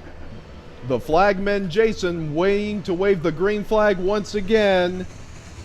Here they come off turns 3 and 4. We're racing again at Elko Speedway. Oh, and something went wrong with Mark Noble. He could not get a good start, and the 3 of Alan Bowles is going for second place. Wow. We knew that Alan was right there in the hunt. And we're 3 wide. Oh, we got trouble. Oh, my goodness. 66 hard in the wall. Oh, what a hit for the 66 of Tim Ashley. He ran out of, him and Tyler ran out of room. Ouch. That was hard. That was a hard hit right there. I hope Tim's okay. All right. He's moving around. We think he's okay, but we got people checking in on him to make sure he's all right. Okay. I just got word that he is A-okay, and that is a good sign because that was a hit. Yeah, it was. That was bad. Yeah. And I tell you, this was his debut in the Bandit Big Rig Series, and he said he is going to be back in 2019 to run the full season from what I heard. And boy, I tell you, this was quite a first experience. Let's take a look at what happened.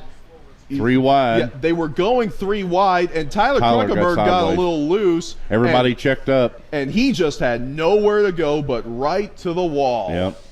Tyler was trying to get his truck under control and get it corrected, and it just left him no room. Whew. All right. I'm telling you, my heart can't take this much more. There he is on the golf cart. Ladies and gentlemen, let's hear it for Mr. Tim Ashley, making his debut in the Bandit Big Rig Series. He's right there by the 51 of Heavy D. Ladies and gentlemen, let's hear it for the driver of the 66, Tim Ashley. We're glad you're all right, brother. Yeah. And we are back live here at the Bandit Big Rig Series, getting ready to go back green flag racing. At this time, I would also like to recognize the flagman, Jason Schneider. He's been doing a good job, so everyone give a big round of applause to Jason once again. He's been doing a good job. And I was just informed that Jason Schneider used to be a teammate of former NASCAR driver Mike. He's been doing a good job. Jason Schneider has been doing a good job of being a flagman. And I was informed that he used to be a teammate to former NASCAR driver Mike Garvey. So I'm sure that was a good time. So Jason, if you're hearing this, I like to think of Mike Garvey as a pretty good guy. If you think Mike Garvey is a good guy, just probably give a thumbs up for that.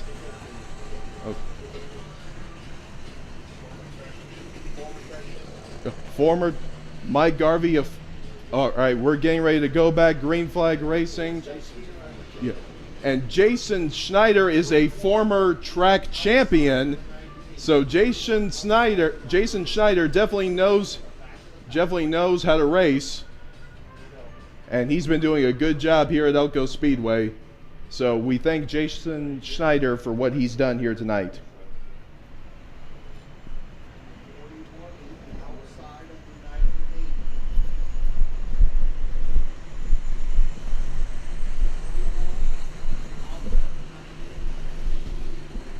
All right, we're getting the field set up here to go back green flag racing.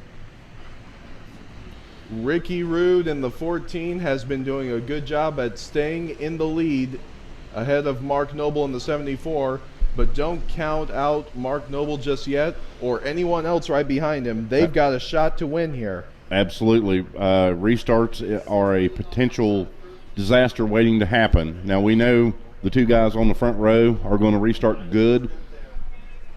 And, you know, Mike Morgan and Alan Bowles will restart good. And the 3rd row, and hopefully farther back in the pack, everybody restarts good and it doesn't jam up and cause another caution.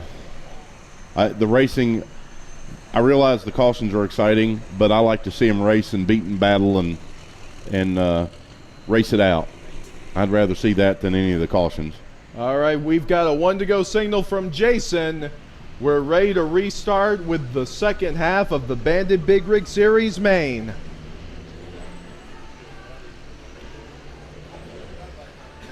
And this time, I'm taking a look at who we've got running where they are, and Diesel Davis going to be restarting in the top 10.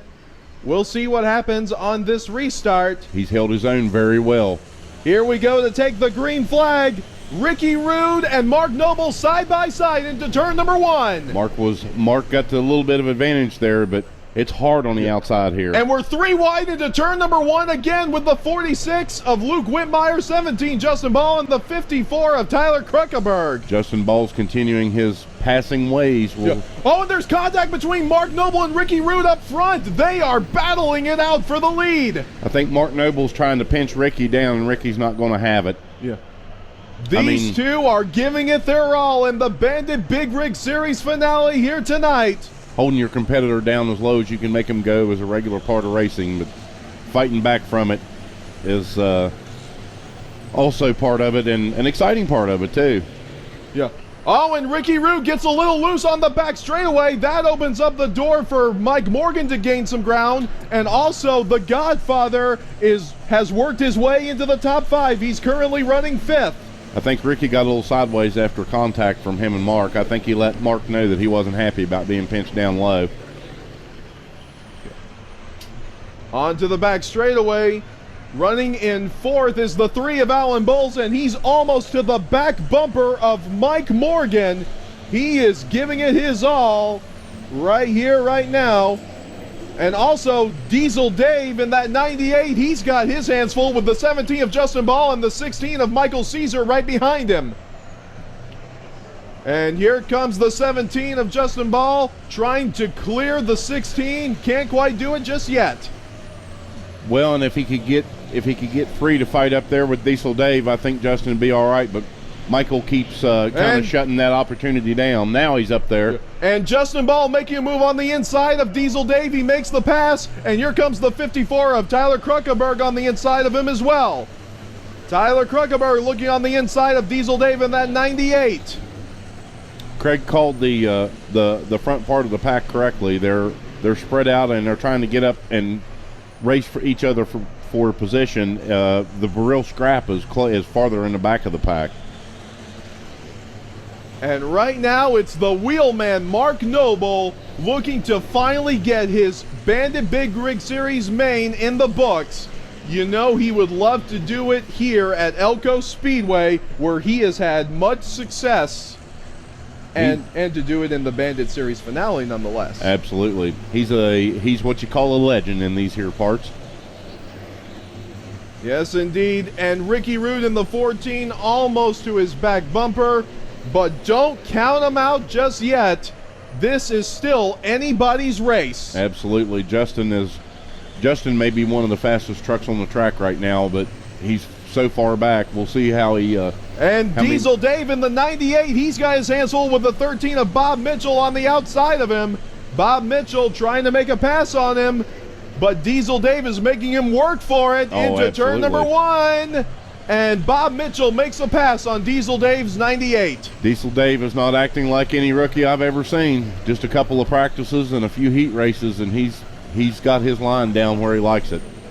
He has absorbed an awful lot of information and experience in a day. When we come to the line, it'll be 5 laps to go.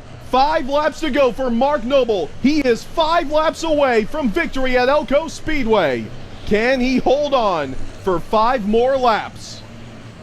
He's put a little distance between him and Ricky Rude. The first place's favorite thing to be out there where you can run whatever line you want. Your truck, you pick up a little bit of speed. Ricky's got to try and catch Mark, but he's also got to watch Mike Morgan in his rearview mirror too. Indeed, he does. Now, when they come to the start-finish line, it'll be 3 laps to go. 3 laps to go for Mark Noble. Does Ricky Rude have anything left for the 74? You got to watch Ricky. They don't call him Tricky Ricky for nothing. He may be laying back just a little bit, letting his tires cool, and may make a run at him with a couple laps to go. Yeah, you never know what's going to happen in these last couple of laps. It'll be 2 to go. 2 laps to go for Mark Noble. He is 2 laps away from victory.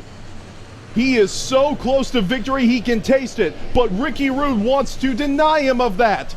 Can he do it? Who will win? We're about to find out because the white flag is going to come out right here, right now. Who is going to take the checkered flag in the season finale for the Bandit Big Rig Series? Ricky put a little space between him and Mike Morgan, and now he is all about Mark Noble. Yeah. On to the back straightaway. Ricky Rude's going to have one more shot. Can he do it? No, he's going to run out of time. Your winner of the season finale, it's going to be Minnesota's own Mark Noble in the 74. Second place goes to Ricky Rude in the 14. Third place goes to Mike Morgan, 88. Fourth place, Alan Bowles in the 3. 55, Craig Krugerberg finishes 5th. 6 goes to John Lisenby in the 7. 7th goes to the 4 of Scott Treadway. Followed by 17, Justin Ball. 63, Cody Slowinski. Followed by Tyler Krugerberg in the 54, 16 Michael Caesar, 41 Marshall Davis, 13 Bob Mitchell, 98 Diesel Dave, and the 46 of Luke Whitmire. Man, what a finish to the Bandit Big Rig Series season. Peggy Frankfurt posted, "I'm too old for this. I think her heart and my heart's beating so hard I don't know what to do." Congratulations to all these guys. These guys ran a great race, and they've run a great year. You guys are awesome. Ladies and gentlemen, what a showing. How about it for your winner of the final main of the Bandit Big Rig Series season? Let's hear it for the 74 of Mark Noble. The hometown crowd loving what they see. Second place goes to Ricky Rude. Third place, Mike Morgan. Here comes the 74. He's coming to greet all these fans who have come to see him. That's their hometown boy right there, Mark Noble in the 74. He's got the checkered flag. Looks like he's going to take a little victory lap. And I have just been informed that as of right now, your new and once again Bandit Big Rig Series champion unofficially is Ricky Rude in the 14. So congratulations to Ricky Rude. He is once again your champion in the Bandit Big Rig Series. Congratulations to all our drivers. I am so proud to be associated with these boys. What an exciting year it's been. I tell you, Mark Noble might not have won the championship, but you know he wanted to win this race here bad in Minnesota of all places, and he did one heck of a job. He's getting ready to come on out of his truck. Yeah. Man, I tell you what, this was quite a showing for Mark Noble. Yeah. And the crew's excited, Adam. Yeah. I'm excited for him. Everyone is excited to see Mark Noble finally win a Bandit Series main. And throughout Mark's career, my buddy Eric just posted that's win number 611 for Mark Noble. Man, what a legend. Yeah. And Ricky Rude is getting ready to come on out of his truck as well. 88. We mentioned he is once again your champion in the Bandit Big Rig Series, back-to-back. Congratulations to Ricky Rude. He's climbing out of the car. Let's hear it, ladies and gentlemen, for Ricky Rude. He is once again the champion of the Bandit Big Rig Series. Unofficially.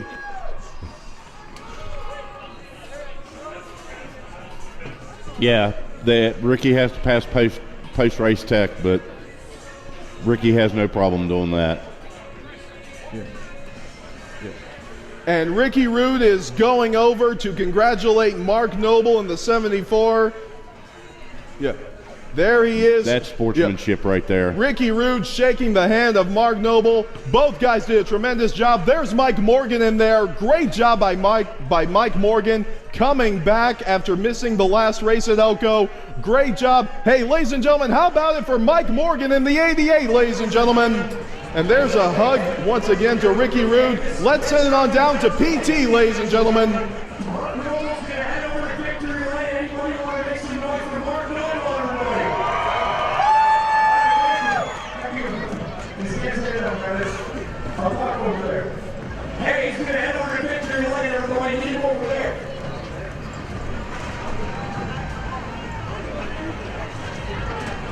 Let's go quick one with Mike Morgan. What do you think about that track out there, huh? It was slick, but we had a good time out there. We was able to stay out of most of the carnage tonight. I'm thankful to old Mac has been hanging in there for what we can do today. And thanks to our sponsors here, Wind Rock Truck Sales. Hellman's Express is here tonight to help us out. A couple of us along the way. Just appreciate all our fans, number one. All you guys here come to the races for the cold today. This is what it's all about. You guys are true diehards. Thank you guys for coming out to the race tonight.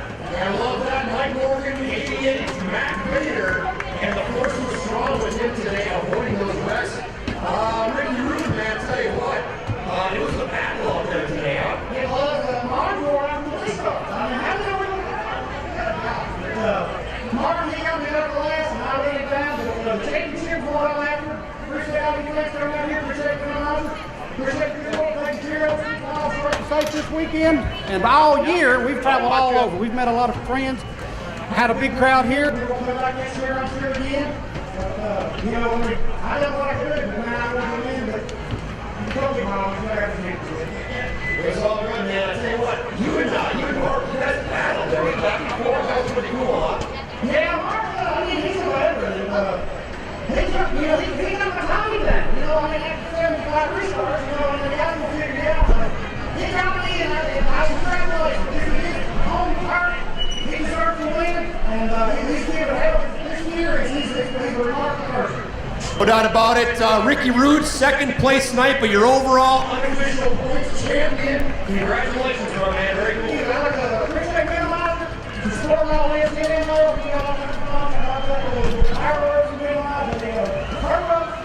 Appreciate everybody coming out. See you guys next year. We're going to be doing a party inside afterwards as well, so stick around for the party. We'll actually get the crown. Ricky Rude champion as well as the points and all. We'll head over to Victory Lane here and congratulate our friend Mark Noble with all his stuff, 74. Cruise on over to Victory Lane right now. Great job, ladies and gentlemen. What a good performance by Mark Noble in 74. Finally getting that Bandit Big Rig Series name. But Ricky Rude, once again, is your Bandit Big Rig Series champion. He has done it again. Well, Ricky Rude learned an important lesson from last year. At the last race when we were in Georgia, he changed so much on the truck that he almost lost the championship. He only won it by a few points. So he learned his lesson and ran so much more consistent at the last few races when he really needed it. So congratulations to our new champion. Unofficially. Hey, it's PT. We're here with Ricky Rude. I'll tell you what, man, unbelievable finishes and about 87 restarts in a 30-lap race. Yeah, I mean, I didn't think it was ever going to end. And, Mark, he figured me out there, and I'd take him, but he jumped me just a little bit there at the end, and I've got a lot of respect for him. He races me clean. Mike Morgan, congratulations to him for coming in third. He races me clean. All of us are. We give him a show today, man. I'm just thank the good Lord to keep us safe. I got the championship and come in second. I'm tickled to death. I'll tell you what, man, with all those restarts, it's you said the veterans, it takes a lot of veteran savvy to stay out of the wrecks, doesn't it? It does. I'm glad I was up front tonight. I mean, I just got the luck of the draw, but yeah, they're savage back in there, but I mean, that's what they come for, glad everybody was safe. Got a little medal to put back in there, but they've got all winter. Tell you what, yeah, all winter, big season this year, back-to-back champions, and what do you have store for us in 2019? I hope I can make it 3. That's my goal. I mean, every year I start out, but you don't know how it's going to work, and so I knew I had this and pretty much in the bag, but I don't count my chickens till that checkered flag hatches. When the checkered flag hatches, they hatch. It's all good. There you go. It's Ricky Rude, man. Tell you what, points champion number 14. This year you added flames. Who knows what you're going to add next year? I need some more, I guess. I don't know. They just keep raking them off. I just put more. Just intimidate them. More flames from Ricky Rude, man. Congratulations, and we'll see you again next year. Let's cruise on inside and maybe have some champagne or something, huh? I'm ready. My feet's froze. I'm about to get carpet for my truck, man. I'm from the South. Let's see you guys. I like AC. The Carolina guys. I tell you what, these guys can't handle the cold. It's PT. We'll shoot it back up to you, and we appreciate you guys being a part of the Bandit Big Rig Series. Back up to the top for a brew. Let's do a burnout.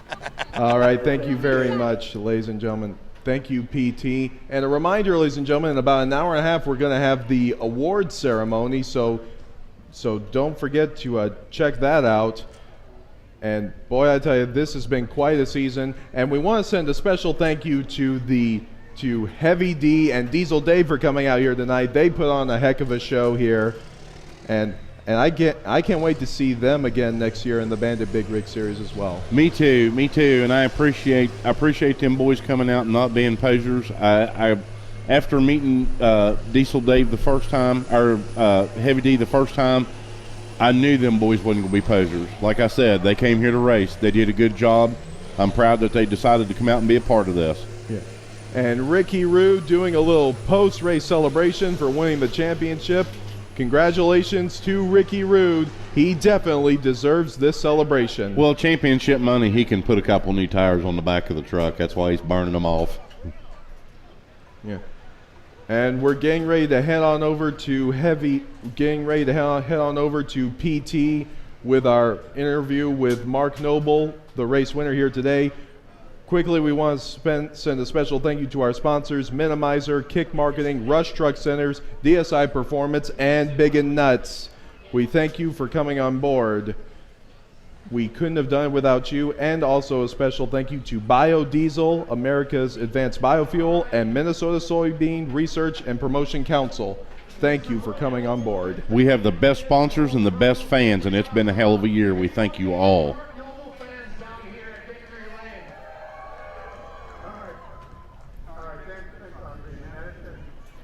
Long year. We've been trying to get here all year. We finally made it. Man, I just got to thank God for a good race, and my family's there, and I'm emotional. That's all right, man. Got the whole family here. I mean, Mark Noble, not exactly a man of many words, but tell you what, a lot of restarts there. I was just talking to Ricky Rude. I think there were 87 restarts in a 30-lap race. What'd you think of that? Yeah, well, I didn't want them. You know, we were running second, and I don't know if I'd get by Ricky or not, but on the first restart, I kind of jumped him, and then they had a yellow right away again. And I told my spotter, I go, man, I'm not going to be able to pull that one again because Ricky's too smart. And he was, and that last restart, I kind of did something a little different and, got the advantage, and that's all I need.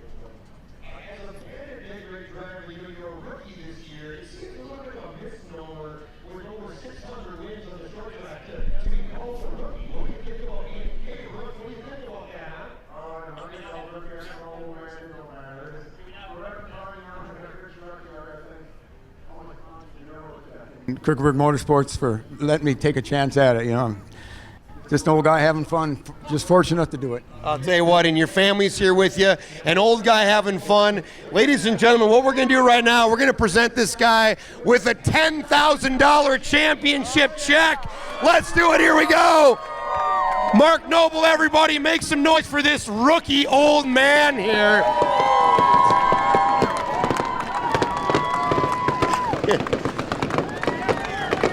Adam and Dave, we'll send it back to you guys. Mark Noble's going to celebrate here with all of his fans. We're going to cruise inside, do some dancing, do some partying, maybe warm up a little bit with a few tasty beverages. And Adam and Dave, it's been an awesome season. It's very, very much of a pleasure for me to be a part of it. We'll send it back up to you guys in the booth. Much love in 2018, and we'll see you in 2019, everybody. Thank you. All right, thank you very much, PT. So I'm going to send a special thank you. I want to thank everyone for giving me the chance to be involved with the Bandit Big Rig Series this season. I've had a great season, the first full season for the Bandit Big Rig Series. I was glad to be a part of this. And Dave, it was always a good time calling it with you. It's a pleasure to be here. It's a pleasure to be a part of this. I'm grateful to be a part of this. I'm grateful that you and I have become such a, I don't know, to me, I think we've been a good team. I hope the fans feel like we've taken care of them. That's what we're here to do. All right. So we hope to see you all next season with the Bandit Big Rig Series. So on behalf of Dave Wright, PT, and the entire Bandit Big Rig Series crew, I'm Adam Otwell. We'll see you next year with the Bandit Big Rig Series. Good night, everybody.